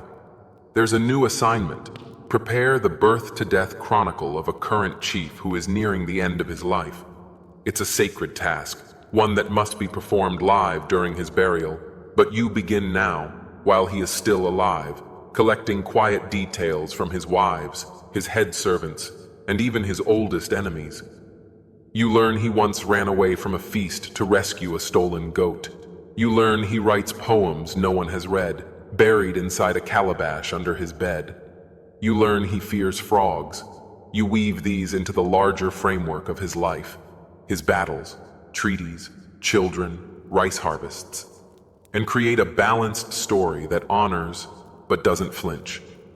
Griots don't flatter, they preserve. When the chief passes months later, you're ready. At his funeral, you sing his life with the cadence of rainfall, steady, unrelenting, nourishing. People weep, not just for the chief, but for the story of him, now made eternal. That night, you are invited to join the inner circle of griots, an elite cadre known as the Word Weavers. Entry doesn't come with a robe or a ceremony. Instead, they give you a task. Memorize the story of a kingdom erased from maps, spoken only once every 7 years in secret. A test of trust and capacity. You accept. They whisper it to you by torchlight, and it's stranger than anything you've heard. A tale of glass walls, talking tortoises, and a prince who vanished into the sky. No one knows if it's real. That's not the point. It is yours now. A truth folded into metaphor, passed like a seed. On your way back to your village, you pass a group of children play-acting as griots. One of them is mimicking your voice, adding a comic limp. You pretend not to notice, but inside you smile. That's how you know your stories are sticking, not because adults repeat them, but because kids mangle them joyfully. You return home to your corner of the compound, lay your head on the old mat, and close your eyes. The names swirl around you, not in straight lines, but in constellations, glimmering points of reference across time. You don't feel burdened, you feel buoyed. The past isn't heavy when it's sung, it floats. You wake before the roosters again, because today you're traveling. Not far, not across deserts or borders, but into the heart of another village where an entirely different branch of griot tradition awaits. One that doesn't sing history in booming voices beside royal drums, but whispers it over the sound of grain being pounded into flour. You ride out at dawn with only a woven satchel, a gourd of water, and the name of a woman known as Nyama Kumba, a griot who keeps histories of women's births, deaths, and everything in between, details that rarely make it into royal epics, but are no less essential. As your donkey plods along the dusty path, you pass fields of millet ready for harvest, kids throwing pebbles at lizards, and an old man with a parrot on his shoulder who mutters names into the wind. You wonder if he's a retired griot or simply one who forgot to stop. The sun climbs, and the village finally appears. Round mud houses topped with thatched roofs, their walls etched with subtle spiral carvings meant to invite good luck and discourage gossip. Nyama Kumba greets you with a look that says she's both amused and slightly suspicious. She doesn't offer a chair, just tells you to sit on the cool ground next to the calabash bowls where she's sorting dried baobab leaves. "So," she says, "you want to learn the stories no one wants to admit happened?" Her voice is low, soft, but laced with steel. You nod. She begins, not with a song, but with a question. "Do you know who taught the first griot to speak?" You start to answer, something about spirits or ancient kings, but she shakes her head. "His mother, while she braided his hair." And just like that, you're pulled into a whole new current of history, one that flows quietly behind the louder streams. Nyama Kumba doesn't chant names with a talking drum. She speaks them into the air while stirring pots, weaving mats, and nursing her granddaughter. She tells you the stories that unfold in kitchens and at water wells.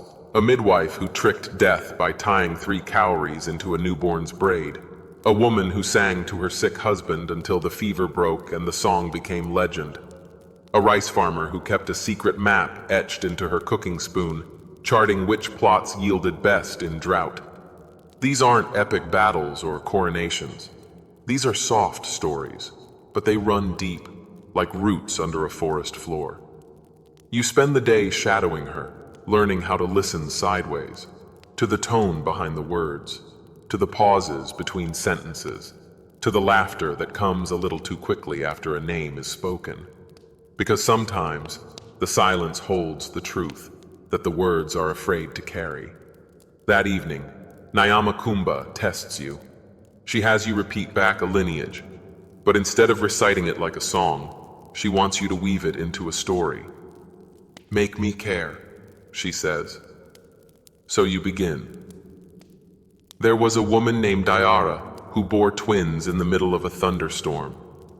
And you thread in the names, her mother, her midwife, the healer who gave her strength leaf tea, all while describing the smell of wet earth and the sound of thunder rolling over the hills. When you finish, Nyama Kumba nods. Better, she says. Now if you can make a baby cry and a goat stop chewing at the same time, you'll be a true griot. You don't know if she's joking. Probably. Maybe. Historians still argue whether griots learned more from royal courts or from family hearths, whether their power came from proximity to kings or from the quiet wisdom passed down by women like Nyama Kumba.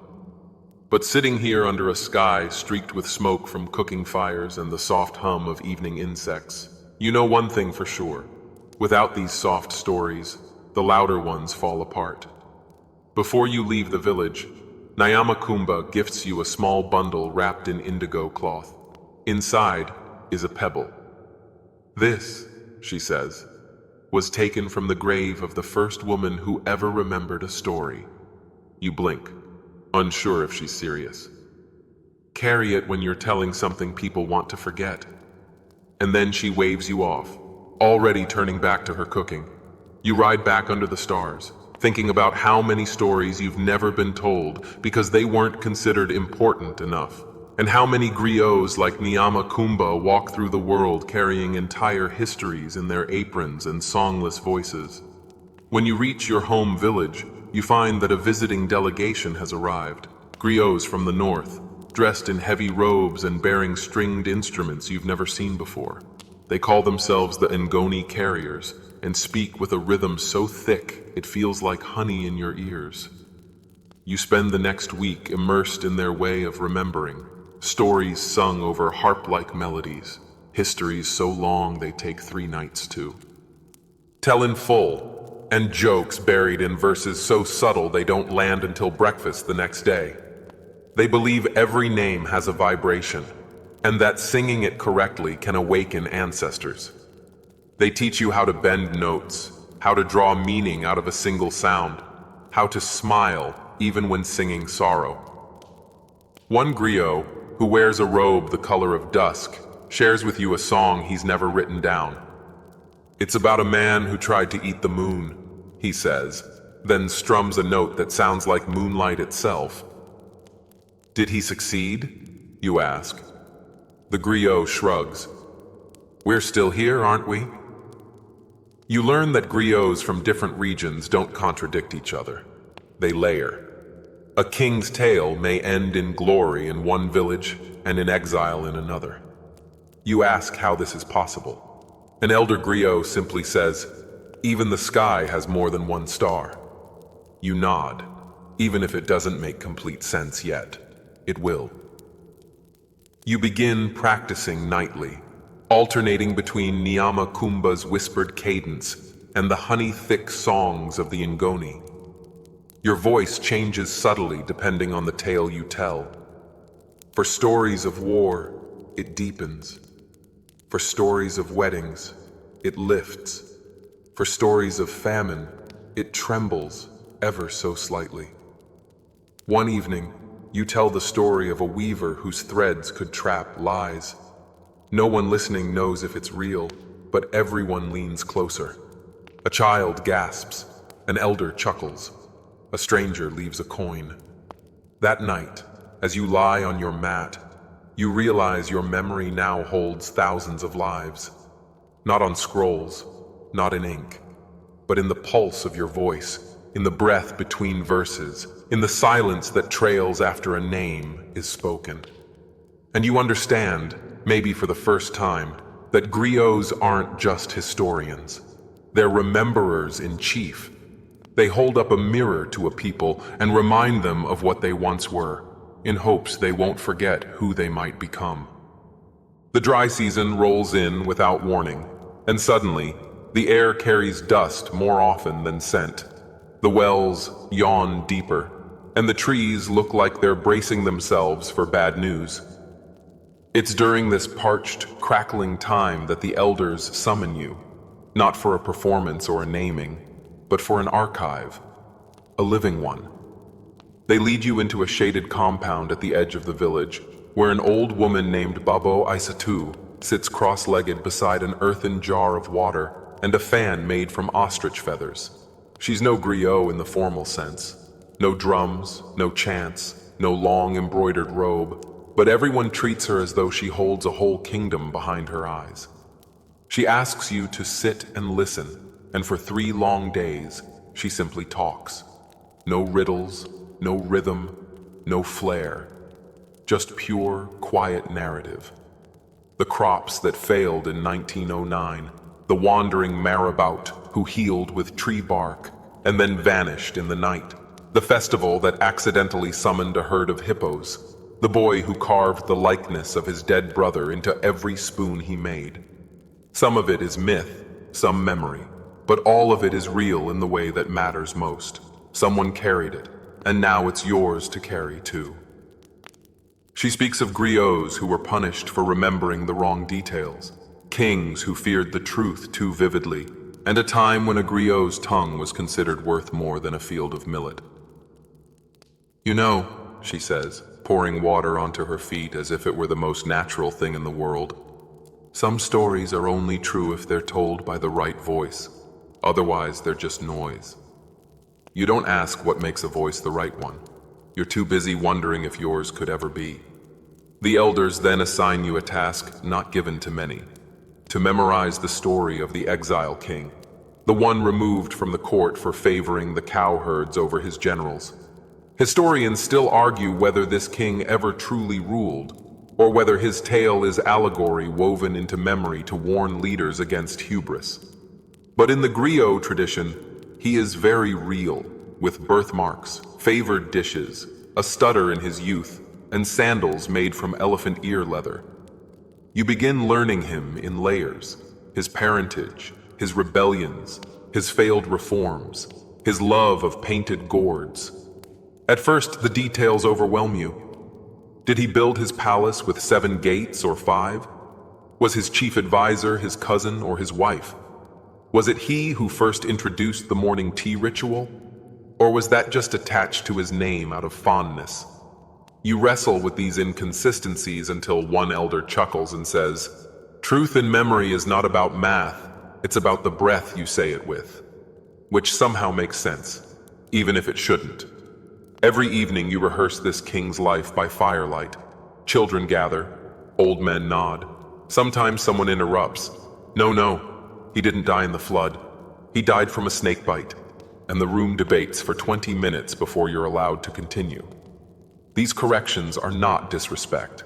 They are proof that the story is alive, that it breathes through collective recall. Griots are not lone wolves. They are choirs with one mouth at a time. To reinforce this, your mentor sends you to a nearby settlement where the griots work in trios. There, one griot sings, another echoes, and the third challenges. It's a performance and a fact check rolled into one. You watch as they recount the rise of a warrior queen, possibly a historical ruler, possibly a composite of several women, whose sword was said to whistle before it struck. They argue over the names of her sisters, whether she bathed in almond milk or in river water blessed by a seer. But they agree on the feeling she left behind, dread in her enemies and fire in her people. And maybe that's what matters most. One griot hands you a riddle. What is heavier than history and lighter than breath? You answer too quickly. A secret? And he shakes his head. A promise. Because once spoken, it becomes history too. You nod, more slowly this time. Your brain feels stretched, your voice raw from nightly recitations, your memory soaked in centuries of monarchs, midwives, and mystery. And just as you start to think you've reached your limit, your mentor surprises you with a gift, an old, cracked zalam. Its strings are loose, Its wood sun-bleached, but it hums with history. It belonged to your great-granduncle, he says. He was the last griot in your bloodline before silence took root. You touch the instrument like it might vanish. The idea that you're not just learning tradition, but reviving it, that you're part of a reawakening, settles on your shoulders like a warm, heavy shawl. You begin to play, clumsy at first, then smoother.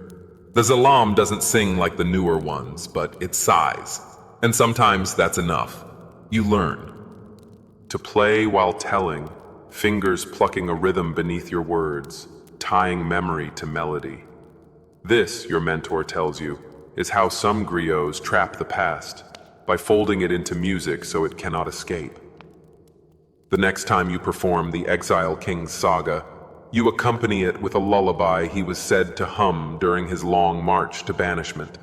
And when you reach the part where he weeps in a grove of baobabs, the audience falls silent in a way you've never experienced. Not bored, not distracted, reverent. A woman wipes her eye.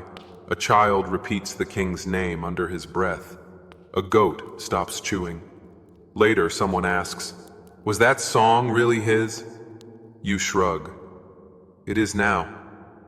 This is the griot's prerogative, to decide which truths feel true enough to preserve. The exact phrasing of events shifts over time, but the soul of them must stay intact. So you tend that soul like a gardener, watering it with care, pruning where necessary, never uprooting. You begin dreaming in stories.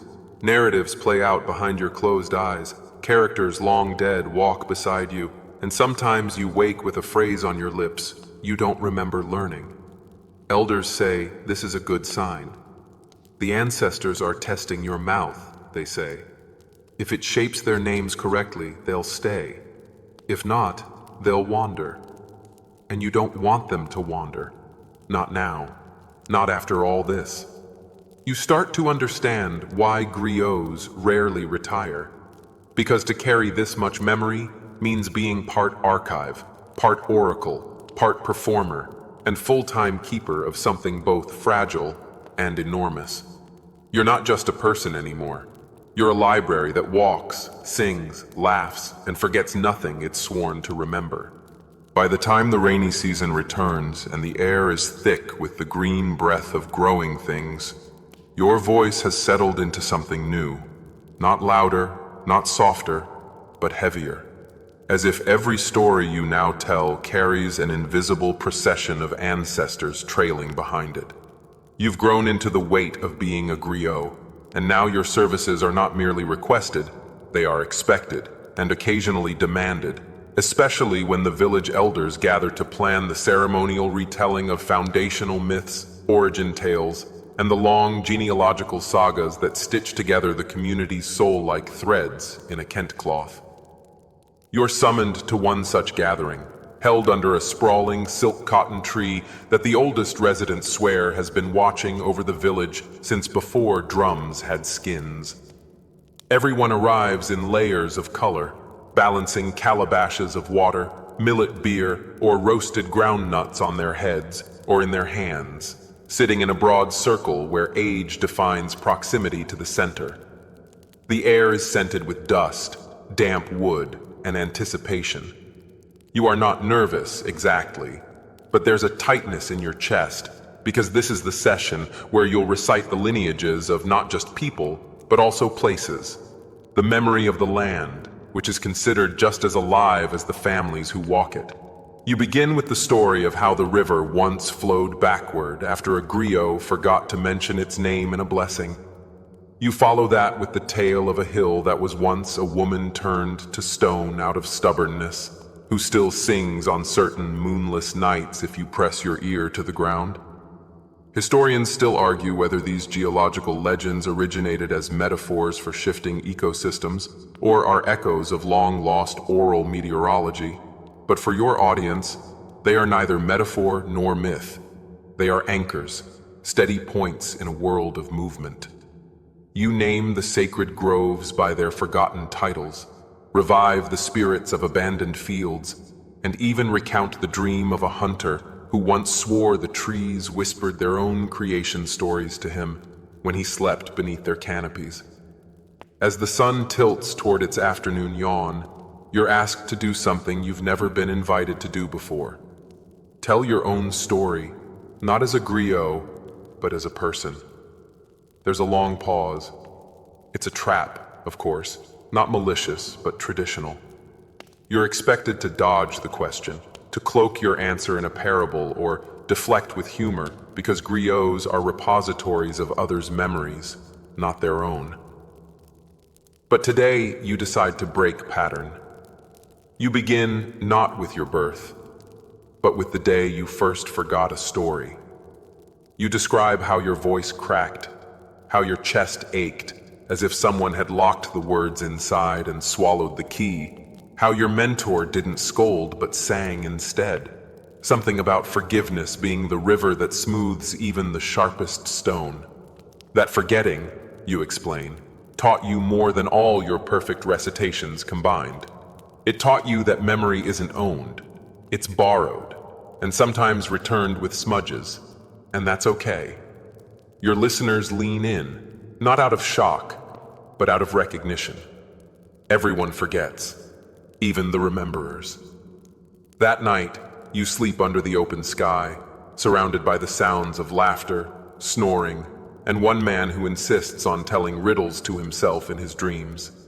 You think back to all the landscapes you've memorized, and suddenly they bloom behind your eyelids. The dry roads of the Sahel, the thick canopies of the Guinean forest, the market paths where dye stains your sandals blue for days. And each of those places has a name, a story, and a heartbeat, one you carry. The next morning, you're approached by a woman who offers you a carved flute. It belonged to her brother, who was also a griot, but who died before completing his apprenticeship. She says it has no magic, only memories, and she hopes you'll play it during your travels, so his story, unfinished though it was, can still travel. You take it with reverence, wondering what it means to carry someone else's silence. During the following weeks, you return to a ritual you haven't practiced in some time, walking through the village with your eyes closed, letting the scents, textures, and sounds write themselves onto your mind. You touch door frames and remember arguments. You sniff cooking fires and recall lost recipes. One woman laughs and calls you foolish. Another cries because your fingers traced the lintel of the house her grandfather built with his own hands. These walks aren't performances. They're calibrations, tuning your internal instrument so that when someone asks you, "Who are we?" you can answer, not with theories or scriptures, but with lived textures. You begin composing what the elders call a path epic, a story, not of people or places, but of the spaces in between. Roads, trails, bridges. For every place you've mentioned in stories, you describe the journey it takes to get there, not in miles, but in sensations. If you leave the village at dawn, you say, the wind tastes like cooled millet. By midday, the sand burns your ankles, and the trees begin to hum. If you hear 3 bird calls in a row, you're on the right path. If it's silent, turn back. Historians still debate whether path epics served practical navigational purposes or were metaphoric maps of the soul's journey through memory. But griots have always known. Every story is a path, and every path a story. One afternoon, a child interrupts your telling with a strange question. If you forget a story, does it die? You pause. It's a good question, one you've asked yourself. You reply, only if no one listens for it. Then you teach the child the first line of a forgotten tale and instruct them to say it aloud once a year, even if they don't know the rest. That way, you whisper, the story knows we're still waiting. A week later, a storm floods the riverbanks and washes away one of the old meeting halls. Some say it's the spirits reminding you that stories stored only in places are always vulnerable. So the community gathers, and you're asked to recreate the building, not with bricks, but with words. You describe its roof, the creak of its doors, the rhythm of its floorboards beneath dancing feet. People close their eyes, and they see it. Some even walk around it, though there's nothing there. A young woman claps in rhythm where she remembers a pillar once stood. A boy whistles the echo of its high ceiling. It isn't magic, not exactly, but it works. And that's the griot's craft, resurrecting what was, not with invention, but with attention. As the season turns again, and the earth dries and cracks under the sun's growing boredom, your feet ache more often. Not with illness, just with use. You've walked through more stories than most people read in a lifetime. And one evening, after telling a particularly long family lineage that stretches back 34 generations and includes a man who allegedly married a baobab tree, a detail historians have been unhelpfully quiet about, you find yourself wondering if maybe, just maybe, it's time to pass on the gourd. Not now, but soon. And when you think that, you notice a boy staring at you from the back of the crowd, not with awe or confusion, but with recognition. Like he already knows how the story will end, like he's already humming the tune in his sleep.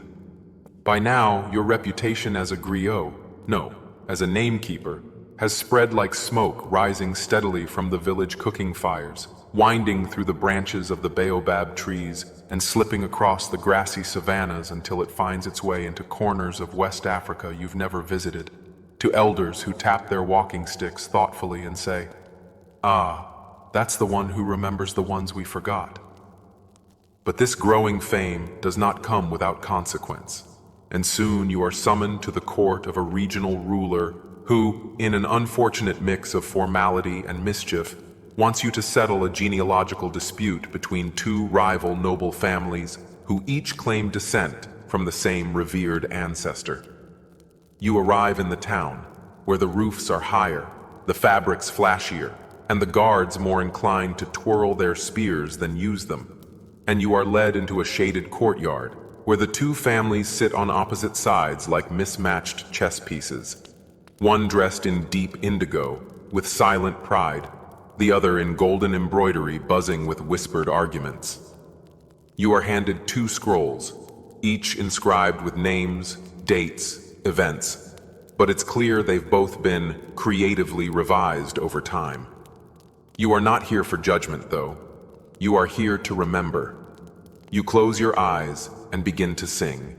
Not from either scroll, but from the oral archives etched into your memory, passed down by your mentor and by theirs before them. You name the ancestor in question, Abubakar the Weaver, and recite not his titles or wives, but his personal quirks, how he refused to eat mangoes unless they were sliced clockwise, how he claimed he could smell dishonest traders from 10 paces away, how he once settled a land dispute by flipping a coin carved from bone. Historians still argue whether Abubakar's coin-flipping decision became a regional precedent or was just a lazy afternoon's whimsy, but your audience is enraptured. Both families begin to recognize details their scrolls had omitted or distorted, and when you finish with a proverb Abubakar was fond of, "The drum you ignore today will summon you tomorrow," there's a hush. Not silence, but that respectful quiet that happens when a room collectively realizes it's heard the truth, not the convenient version, but the one that rings in the chest. Later, the ruler calls you aside and asks how you remembered so much. You shrug, but internally you know. It's because you never stopped listening, even when the stories grew quiet. Your journey home is not solitary this time. You're accompanied by two young apprentices sent to learn from you, each with wide eyes and anxious hands that tremble when they speak aloud. You see yourself in them, of course, and assign them simple tasks at first, listing the names of village founders, memorizing local plant names and their associated folktales, singing the same line 100 times until their tongues stop tripping over vowels. You don't push them toward perfection, only toward patience. One evening, as the three of you rest beneath a neem tree, one apprentice asks you why griots are never allowed to write down their stories. You consider your answer carefully and say, "Because memory is a muscle, and writing is a crutch. If we lean on it too soon, we forget how to walk with our minds." You point to your own temple and add, ink fades. But if you store it here, it sings forever. The apprentices nod, though you can tell one is already itching to scribble something in the dirt with a stick. Still, the lesson is planted. That season, you are invited to participate in a ritual older than even your own lineage, the annual night of unfinished tales, where griots from all around gather to share fragments of stories that have no clear ending. These are tales interrupted by war, or drought, or simple forgetfulness, stories that began strong but dissolved into mist. The point isn't to finish them, but to honor them. To remember that memory isn't always tidy. At the bonfire, you listen as griots offer half-remembered battles, lullabies that end midline, ghost stories whose apparitions never appear. When it's your turn, you recount the tale of a man named Sori Binta, who once tried to capture the moon in a calabash bowl because he believed it was the ghost of his dead wife. No one knows how it ends. Did he succeed? Did the bowl crack from moonlight? Historians still debate whether the story has a basis in lunar rituals or was simply invented by a lonely man under a full moon. But everyone agrees it deserves to be told, even in fragments. You return home humming the song of unfinished tales, reminded that even broken stories carry weight, and that part of your job is to cradle them gently, even if they never reach a conclusion. As the dry season begins, you're asked to perform for a group of visiting merchants from far-off lands, men with spices on their clothes and unfamiliar rhythms in their footsteps. They are skeptical at first, expecting either a lecture or a performance too sacred to understand. But you begin with food, always a safe entry point. You recount how the earliest griots used flavor to memorize stories, how certain dishes were only prepared during specific festivals because their scents anchored the tale in time. You describe a dish known as voice stew, supposedly invented by a griot who lost his ability to sing and tried to regain it through a concoction of ginger, honey, and goat tongue. Whether this recipe ever worked is up for debate, but you claim, with a wink, that your own voice has never been stronger since you tried it. The merchants laugh, and suddenly, they are listening. You sing a short ballad about the first trade between two river towns, a story of salt, silk, and a misunderstood wedding proposal involving a goat. The men clap, not because they understood every word, but because they felt the cadence of memory, the warmth of something both deeply specific and universally human. Before they leave, one offers you a token, a shell from an ocean you've never seen, with markings that resemble griot script. "We have rememberers too," he says. "They just wear different hats." And you smile, thinking how stories stretch across borders, like roots underground, invisible but everywhere. That night you sit with your apprentices and teach them not just stories, but silences. The pauses between verses. The moments where the listener breathes in, waiting. A griot's strength isn't just in what they say, you explain, but in what they leave unsaid. You demonstrate with a tale that ends one sentence too soon. The apprentices squirm, unsatisfied. Good, that's the point. The next day, a child from a nearby village visits you with a question.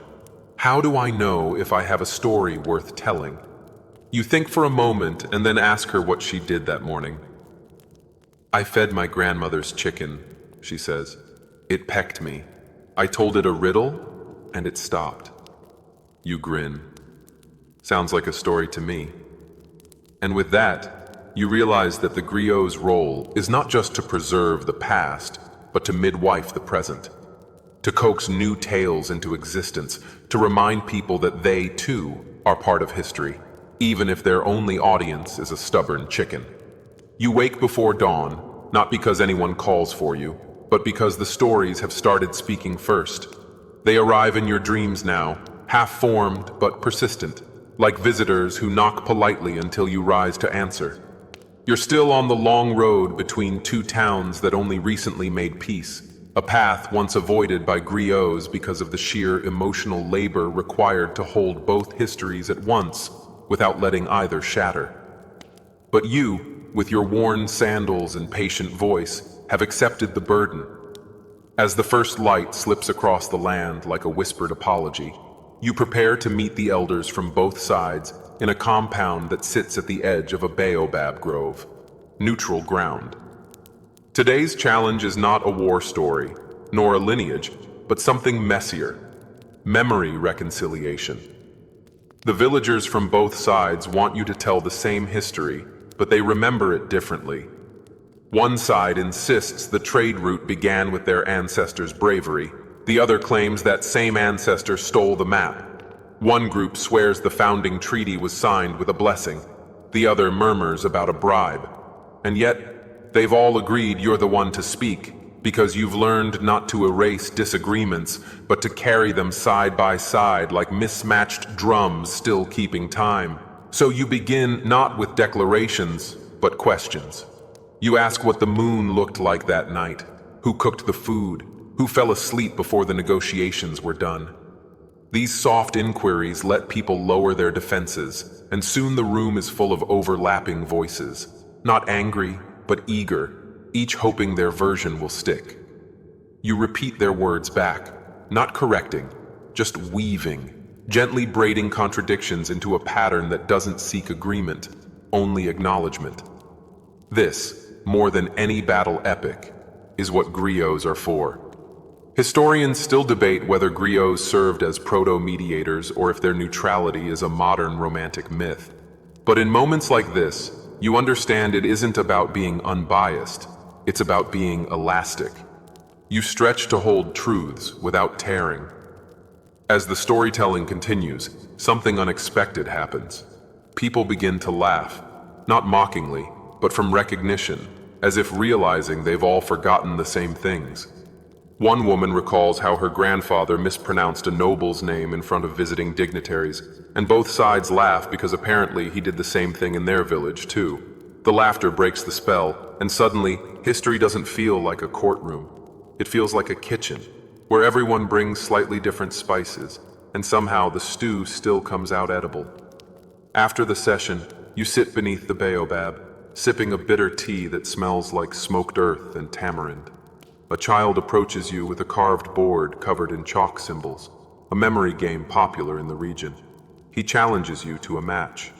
You smile and accept, pretending to lose the first round so he'll feel clever, then forgetting to pretend in the second and third as he wipes the board clean with alarming speed.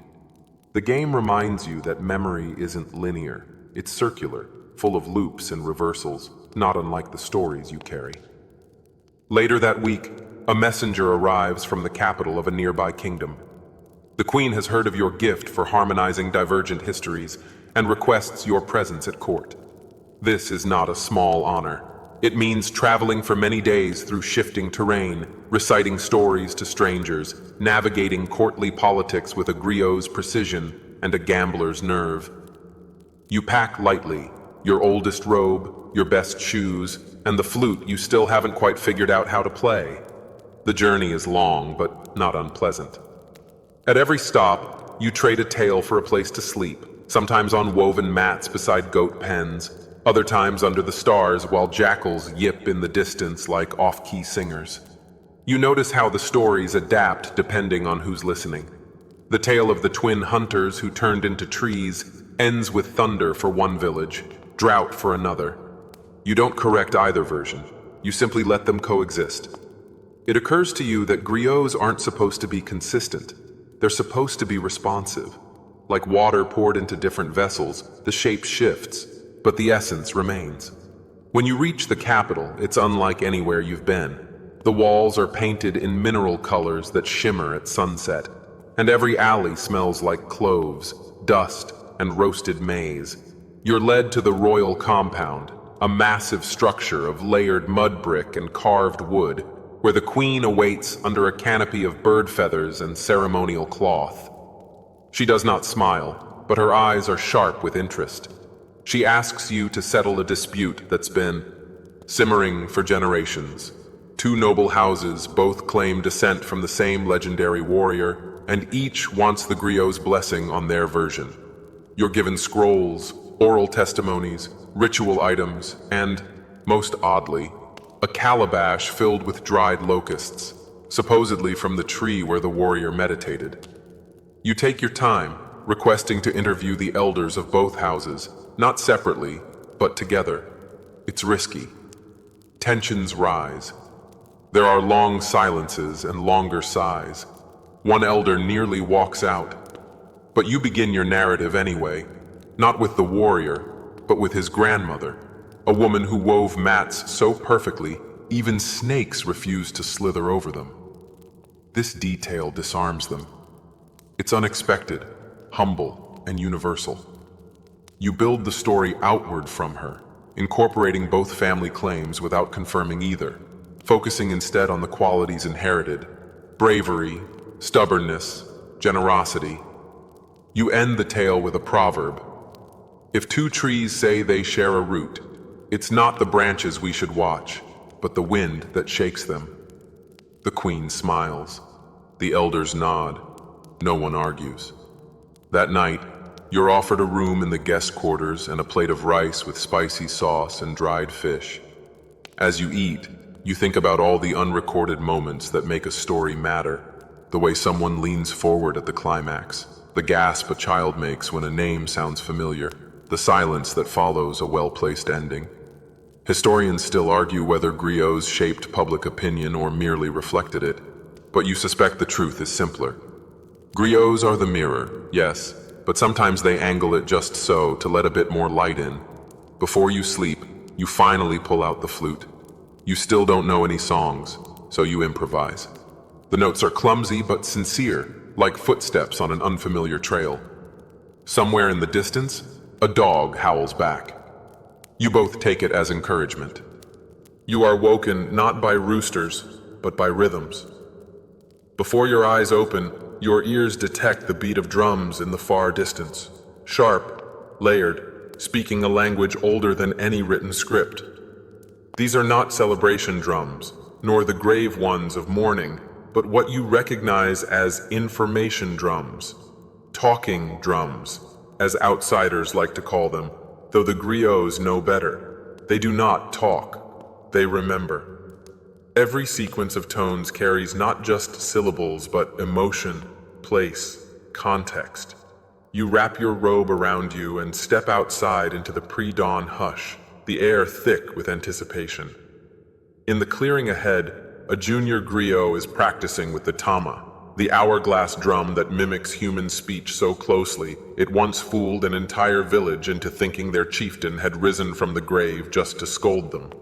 The boy sees you and freezes, but you wave him on and sit nearby, listening to the rising and falling cadence.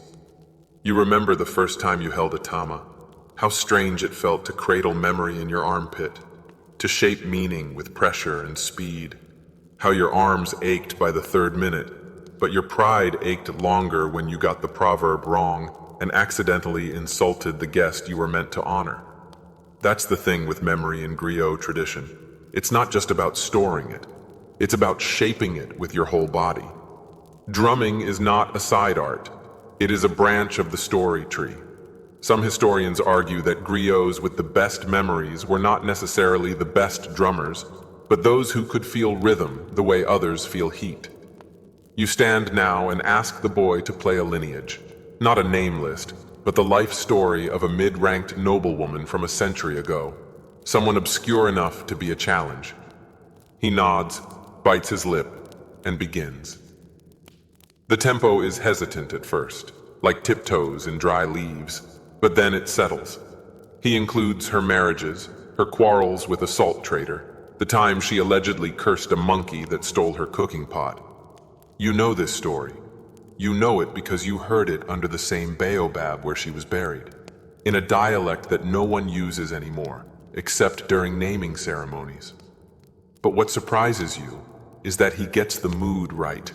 Not just the facts, the mood, the petty indignation of the pot theft, the sharp edge to her second marriage, the resigned humor of her final years.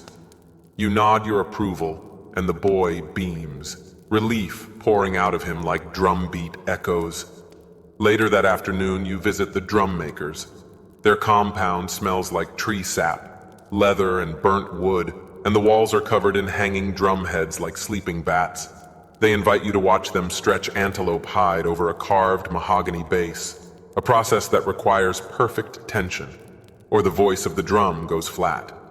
One elder tells you how his grandfather claimed he once made a drum so sensitive it could distinguish between truth and flattery. And when a griot tried to lie through it, the head split mid-performance. You're not sure you believe the tale, but you nod anyway. Every drum has its own myth. One in the corner supposedly contains a sliver of a king's finger bone, which is why it speaks so commandingly. Another was used in a peace summit between rival kingdoms, and has since been struck only once a year to avoid reigniting tensions. These stories aren't just decorative, they act as warning labels. Each drum, like each tale, comes with a history that affects its use. That evening, you're asked to participate in a drum and voice session, a kind of griot jam circle where stories are chanted while drums fill in emotion and pacing.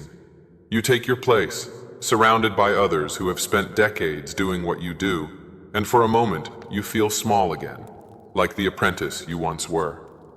But then the beat begins, and your voice finds the path it knows so well. You don't recite, you flow.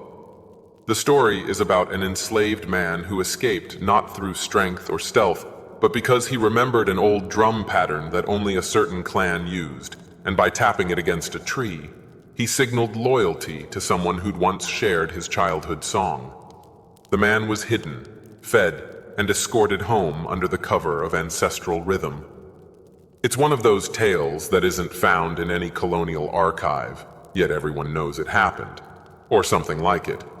Historians still argue whether such code drumming systems existed or if they're folkloric exaggerations, but in this circle, no one questions it. The rhythm validates itself. You end the night with your hands sore, your throat dry, and your spirit strangely light. Memory shared in this way doesn't feel like a burden. It feels like a song you forgot you loved. The next morning, a messenger arrives with a curious request. A remote fishing village has suffered a collective forgetting. A griot once lived there, but after his passing, no one continued his work. Now, disputes have arisen over land boundaries, festival dates, even family trees. They are asking you to come and listen. You agree, of course. These are the most delicate assignments, the ones where memory has no witnesses. On the journey, you think about how many drums have fallen silent simply because no one remembered their language. You pass other travelers, traders with woven baskets, a scholar riding a stubborn donkey, a woman carrying twins on her back and a calabash of fire in her hand. And each of them, knowingly or not, is part of the archive. You reach the village by boat, gliding past mangroves and sleepy crocodiles who blink at you like bored librarians. When you arrive, the elders greet you with hope, but also fear. They don't want a griot. They want a miracle. They want you to tell them who they are. You smile gently and ask only for a quiet place to sit and listen. And that's what you do for the next 3 days. You listen, not just to people, but to spaces. You sit in the old griot's hut, feel the grooves in his bench, trace the faded symbols etched into the wood. You walk the paths between homes, noting where plants grow wildly and where they don't, which corners children avoid, and which rocks have names. You begin gathering scraps of story, not just from humans, but from the village itself. A carved fish in a doorway reminds one woman of a forgotten proverb. A broken canoe, hidden in weeds, sparks a boy's memory of a grandfather who used to sing while fishing. You take these fragments and slowly begin stitching. You do not invent, you amplify. You let the faintest whisper become an echo. When the villagers gather again, you speak, not with authority, but with tenderness. You tell them what their own space told you. You mention the carved fish, the broken canoe, the path that was once sacred because the sun hit it first. Faces light up with recognition, heads nod. One man begins to cry, not because the story is sad, but because it's his, and he didn't know he still remembered it. That night, the villagers strike an old drum whose skin was thought too brittle to sing. But it does. It sings. Just once. Just enough. You're awakened this time, not by drums or voices, but by a quiet so absolute it seems to have weight. The kind of quiet that fills your ears until they throb a little, as if waiting for a sound that never arrives. You are in a different region now, one where griots are not accompanied by Thomas or balafons, but by silence, where the memory of kingdoms is carried in breath, in the spaces between words, and in the subtle shift of a storyteller's shoulders as they summon a whole genealogy from nothing but a name. The village you've arrived in lies far inland, on a plateau where the wind curves around stone houses and makes leaves rustle like whispered secrets. They have invited you not to perform, but to train. Here, among this particular lineage of griots, memory work is taught in an entirely different way. You are to observe their technique, a method passed down by a sect of griots who trace their roots back to the empire of Ouagadougou, known to the world today as Ghana, not the modern nation-state, but the medieval empire that shimmered with gold and echoed with power before even Mali rose to fame. The griots here claim descent from a woman called Bara Kumbi, who once served in the court of Tunkamenen. She was not a singer nor a drummer, but a whisperer of truth. Her method? To train memory through silence, observation, and exactitude. The elders explain that her students were taught to memorize events, not through repetition, but through reliving. They would sit in stillness, eyes closed, and be led through elaborate verbal visualizations, what today you might call immersive imagination. One elder tells you, in a tone both proud and slightly annoyed, that once a student forgot the shape of a king's nose in a ceremonial account, and rather than correcting him with scolding, they led the boy through a 2-hour trance just to rebuild the palace scene from scratch. Only when he could see the king's nose again in his mind were they satisfied. You are skeptical, slightly, but intrigued. You participate in their morning rituals, which involve long walks in silence, barefoot, along worn forest paths. At the end of each walk, you must recite what you noticed.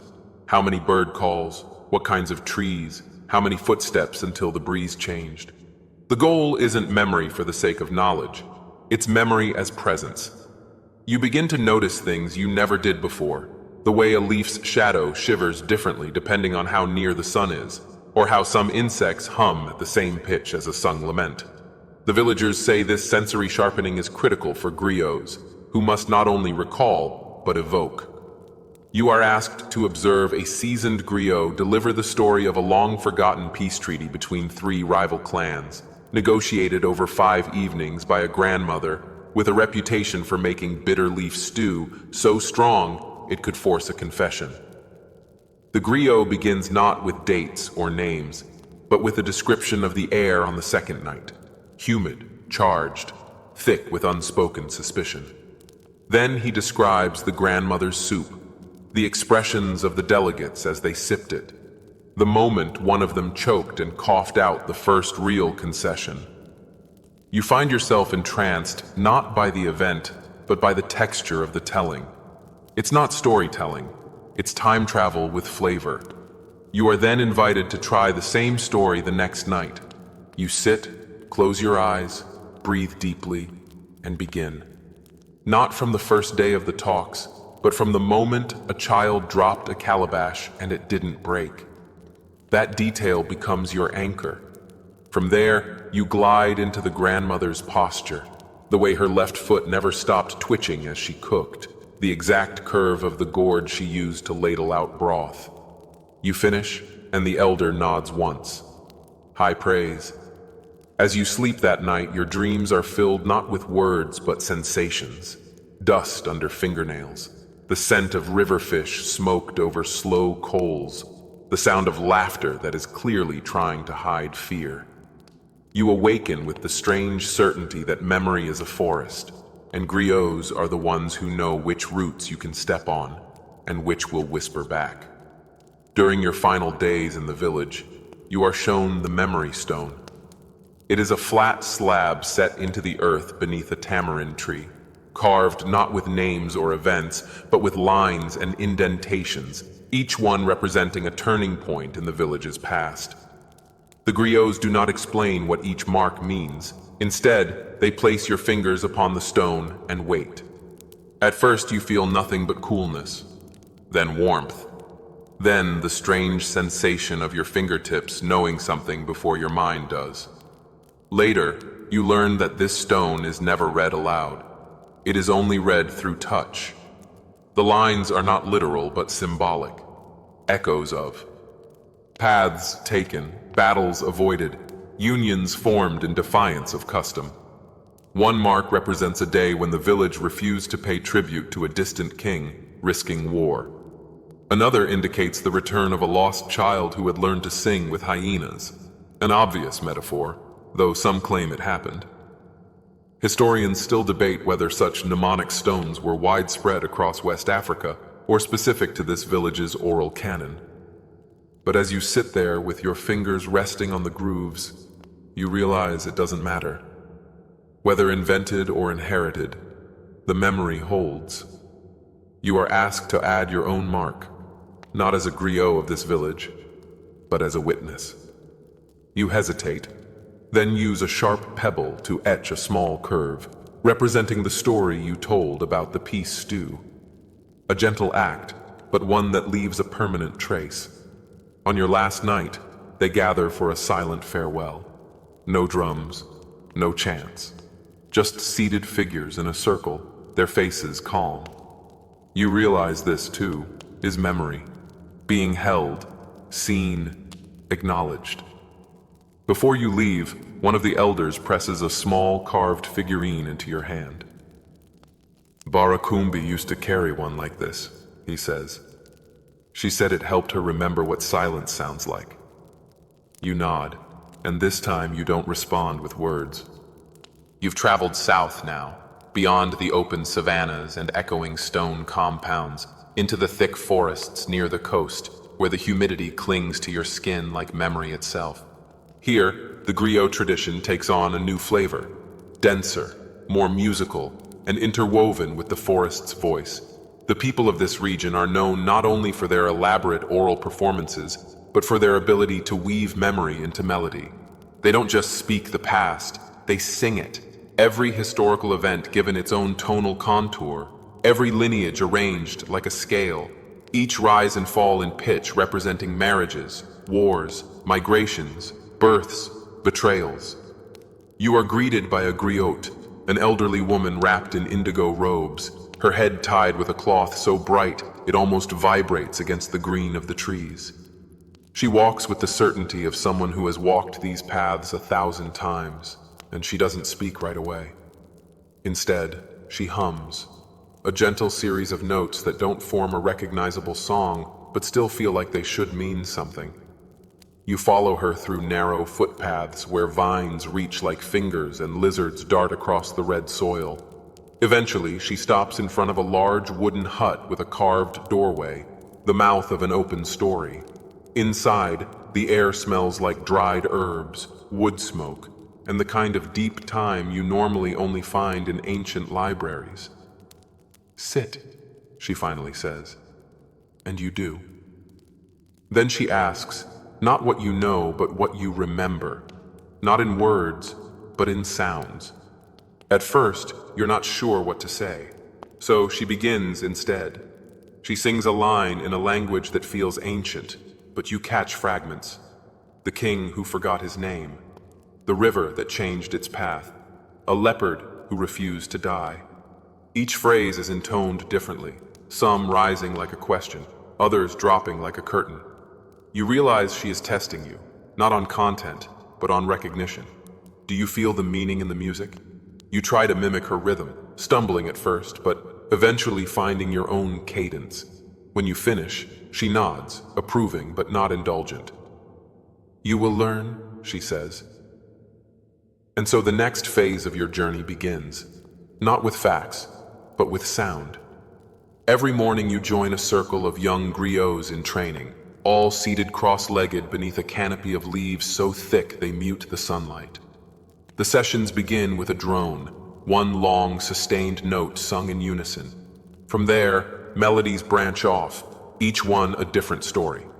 The students don't learn through rote memorization. Instead, they absorb these histories the way a tree absorbs rain, slowly, deeply, without visible motion. The method here is known as melodic imprinting. Each family line has a specific tonal pattern, a series of intervals that mark its identity. When someone is born, a griot sings their name using the family tone. When someone dies, their departure is marked by a modified version of the same scale. A stranger to the culture might hear only beautiful songs, but griots hear genealogies encoded in pitch and harmony. One day, you are invited to witness a naming ceremony. The newborn is cradled in a woven basket, surrounded by relatives humming their ancestral pattern. The griot steps forward, sings the baby's name into the open air, then pauses. She listens, not to the child, but to the forest. There's a moment of deep silence, then a bird calls from a tree nearby. She smiles. "The ancestors have heard," she whispers. It is then that you begin to understand. This is not metaphor. The people here believe that sound is not a symbol of memory. It is memory. They believe that when stories are forgotten, it is not the words that disappear, but the song that slips away. And so they sing, not just for celebration or grief, but to hold the world in place. During your training, you are assigned a memory melody, a simple four-note phrase tied to a particular event, a small but pivotal village flood from 2 generations ago. You are told to carry it with you, to hum it during meals, walks, even sleep. At first it feels trivial, even repetitive, but slowly the melody begins to alter your perception. You begin to associate it not just with the event, but with the feelings, colors, and decisions tied to that moment. You meet the grandchildren of those who lived through the flood, and without realizing it, you hum the tune in their presence. One of them turns and says, "That was the day we learned to plant cassava on higher ground." They weren't there. They were told. But the melody made it real. You spend an evening learning the Song of Return, a complex performance once used by griots to mark the safe return of warriors from a distant campaign. The lyrics are intentionally vague. Names are never spoken, only roles and deeds. But the musical phrases are hyperspecific. A short trill indicates ambush survived. A deep, vibrating note, held longer than breath should allow, marks the loss of a brother. And a rising arpeggio, so bright it almost lifts you off the ground, signals unexpected mercy. You wonder how many griots learned this not from instruction but inheritance, tunes passed through generations like recipes or scars. You perform your own version one night, nervously, in front of the griot and her apprentices. Your voice wavers at first, but you find your footing in the grief section, the deep note. That part comes naturally. When you finish, no one claps, but she smiles. "You've remembered something that wasn't yours," she says. "Now it is."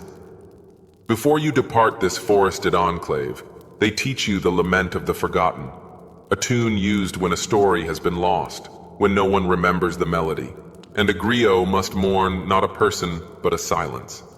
The song is haunting, built on unresolved harmonies and open-ended cadences. You sing it on your last morning, facing a tree that has grown over the ruins of an old drum circle. The bark seems to shiver, birds quiet. For a moment, the air is full of memory not yet reclaimed. You turn to go, the song still lingering in your throat.